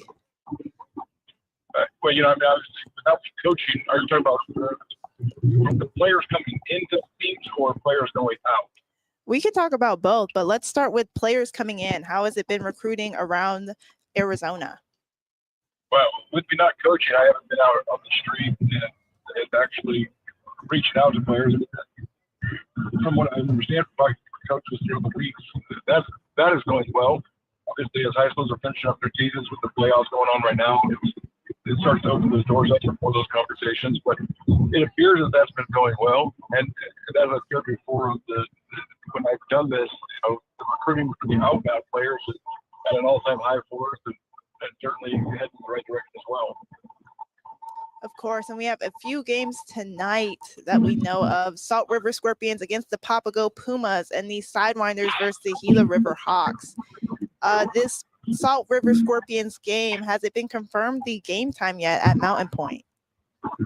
Yeah, 7 p.m. Mountain Point High School. 7 p.m. Okay, perfect. So the Sidewinders will be playing the Gila River Hawks at 5:30, and the 7, and the Salt River Scorpions will be playing the Pumas at 7 as well. How nice has it been to have, these teams sort of playing each other, and also the crowds for these teams being so wide and the community being so supportive of this league? Yeah, I think that obviously the more community support that we can generate, the greater it's going to be for our league. I mean, that's just not in terms of crowds and people coming out. I think just overall in the community, getting the word out there is crucial to us. Certainly it's been an interesting year. I think that last week the champion was determined between the Pumas and Sidewinders in that game. So I'm interested to see this week how each of those teams respond in their final games of the season for them. I know that there's a time when you're pushing really hard to win that championship and to be able to stay focused and keep those guys moving forward after achieving that goal. It creates its own challenge in its own, right? And then the other side of that is when players are mathematically eliminated from it, you run into the same issues of how do you motivate those guys, how do you get those guys up to make sure that they're competing at a high level in a game that ultimately doesn't determine anything from a standing standpoint. It's strictly about your best opportunities to move forward after the season. So I've been looking forward to it tonight to kind of get a better gauge of, how everything works out. And Doug, what has led you to sort of start this league up, and how did you get into doing this? Well, when the decision was made to eliminate football at colleges in the Valley, as a Scottsdale Community College, we generated about $4 million a year in scholarships for our guys. Trying to figure out who was going to replace that and how to replace that is crucial. I mean, I'm a product of a community college institution myself back in California. Know the value that we bring to the table in terms of growing people and developing guys from an athletic standpoint and personally and academically. So for me, it was just a matter of how do we fill that void and still continue to provide this opportunity for young people to access higher education. And how has it been keeping players engaged? I know a few teams lost a few players as the season progressed. How do you keep the players engaged in these teams and this league? I think the big thing is explaining, what you're doing it for. This isn't about a week-to-week opportunity. This is about a window of time that you have to do this. At some point, you're going to be too old or broken down a little bit, and not able to continue to do it. So I think just maintaining the focus on the end game, the end goal. I mean, the goal for these guys is to go to higher education and access it, how long to play this team as long as possible. So I think that as long as you continue to push the right things, not just about winning conference championships or winning the game on Saturday, but developing relationships that as I used to say at Scottsdale, I don't want to develop a relationship with you for a season or 2 seasons. We want to develop a relationship with you to last a lifetime. And staying true to that mission and staying true to those. Of course, yes. Well, Doug, it's been great having you on thus far. Thank you for coming on and giving your insight to the HJCAC League. And I hope you have a good rest of your day. Thank you very much. You did the same. Thank you. And with that, we will be coming back in studio with a guest that has just joined us. We are joined yet again by I'm so sorry. No, you're good. Michael Volker, sorry. Major Michael Volker, I know you were out there, sort of running things. Right. How's it looking out there? It's going great. Just seeing the competition, the kids running out there, carrying our special bowl we created for one of our obstacle courses. Really exciting to see parents out there. A lot of smiling faces, a lot of grit, determination, a lot of sweat. So no, it's going great. Yeah, and I actually can hear some of the, parents and the cheering going on. right. So, how's the energy out there, and what all has been going down to keep everyone so hype? What you'll notice with the Raider teams and JROTC in general is it's a family team environment. It's much like any other athletic competition you'll see: football, baseball, basketball. So they really bond as teams, and the parents get involved and just cheer on their teammates, their counterparts. And that's what I love seeing is you have the school competition. Obviously, everybody wants to win, but to see the kids come together in between the event and cheer each other on, that's what it's all about. Spirit of competition. And I know we have a lot of events going on out there. Do you have a favorite to watch, or? I personally love the obstacle course just because it really challenges them. There's, it's a little bit of the endurance, which we like to promote in our program. You can be strong. That's cool. You know, we promote that. You can be fast. That's cool. But can you do both? Yeah. And that's kind of what the obstacle course brings together. Would that also be the toughest? It's from what I've seen, that one, along with a litter carry, which is a medical litter that they got to carry with some weight on it. That one seems to be somewhat challenging for them, but they're doing well. They're crushing it. That's good. That's good. How do you stay mentally tough doing all of these sort of hard events? I mean, a personal experience of what we tell our kids and our cadets. You can do hard things. So a lot of it's getting them to the point where you think you're tired, your brain is telling you I'm tired, but your body can always do one more. They can always do one more. So it's just that mental rigor that you have to promote and instill in the students. And I think events like this, that's really what does it for them. Yeah. So the more of these they do, they realize that I can give a little more, I can go a little bit further. And that's what I love seeing out here. It's really cool. Definitely. It's going to help them sort of progress in life, sort of that mental toughness, that mindset, grindset that everyone needs to have. So definitely can't really see it from in here, but good to hear from in here. Definitely a nice sort of vibe. That's right. Get some huas out there. Exactly. And how long is this event going to take place? So typically these run, we start at about 8, just after 8. We'll probably finish up about 2 to 3 o'clock. We'll hand out the trophies and then call it a day. So it's a good day filled of activities. What we'll do is we'll wrap up the 8 events that run simultaneous. We'll collect everybody up, and then we'll do a individual run around the campus, which again, that's that endurance piece. And then that wraps up the event, and we kind of just on the field, get all the teams together. They can get their photos, and then we hand out trophies and send everybody on a beautiful Saturday. Well, thank you for, allowing us to be here and filming and really witnessing. This is my first JROTC event that I've actually been to and witnessed. So thank you, Michael Volcourt, for joining us. And we appreciate you. Thank you guys so much for coming out and, supporting JROTC and what we do over here. An amazing morning. Thank you so much, Major Volker.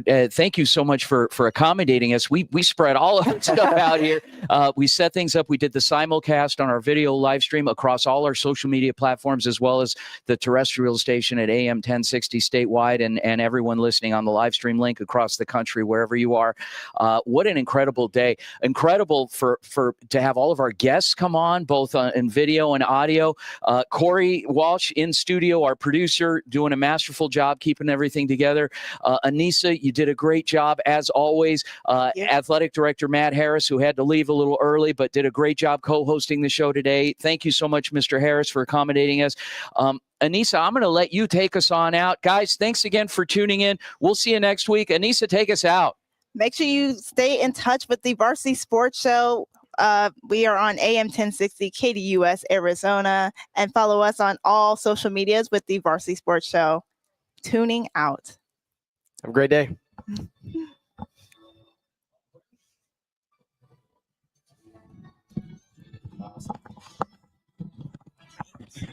All right. Thanks, Corey. Well, what a cool guy. Good job. Thank you. Thank you for listening to the Varsity Sports Show. Our mission is to empower education and enable dreams, creating a platform to promote young people in extracurricular activities and community outreach. If you are interested in partnering up with the Varsity Sports Show, find us on Twitter, Facebook, Instagram, or call or text us at 480-779-9437. The Varsity Sports Show, Arizona's home for youth, high school, college, and you.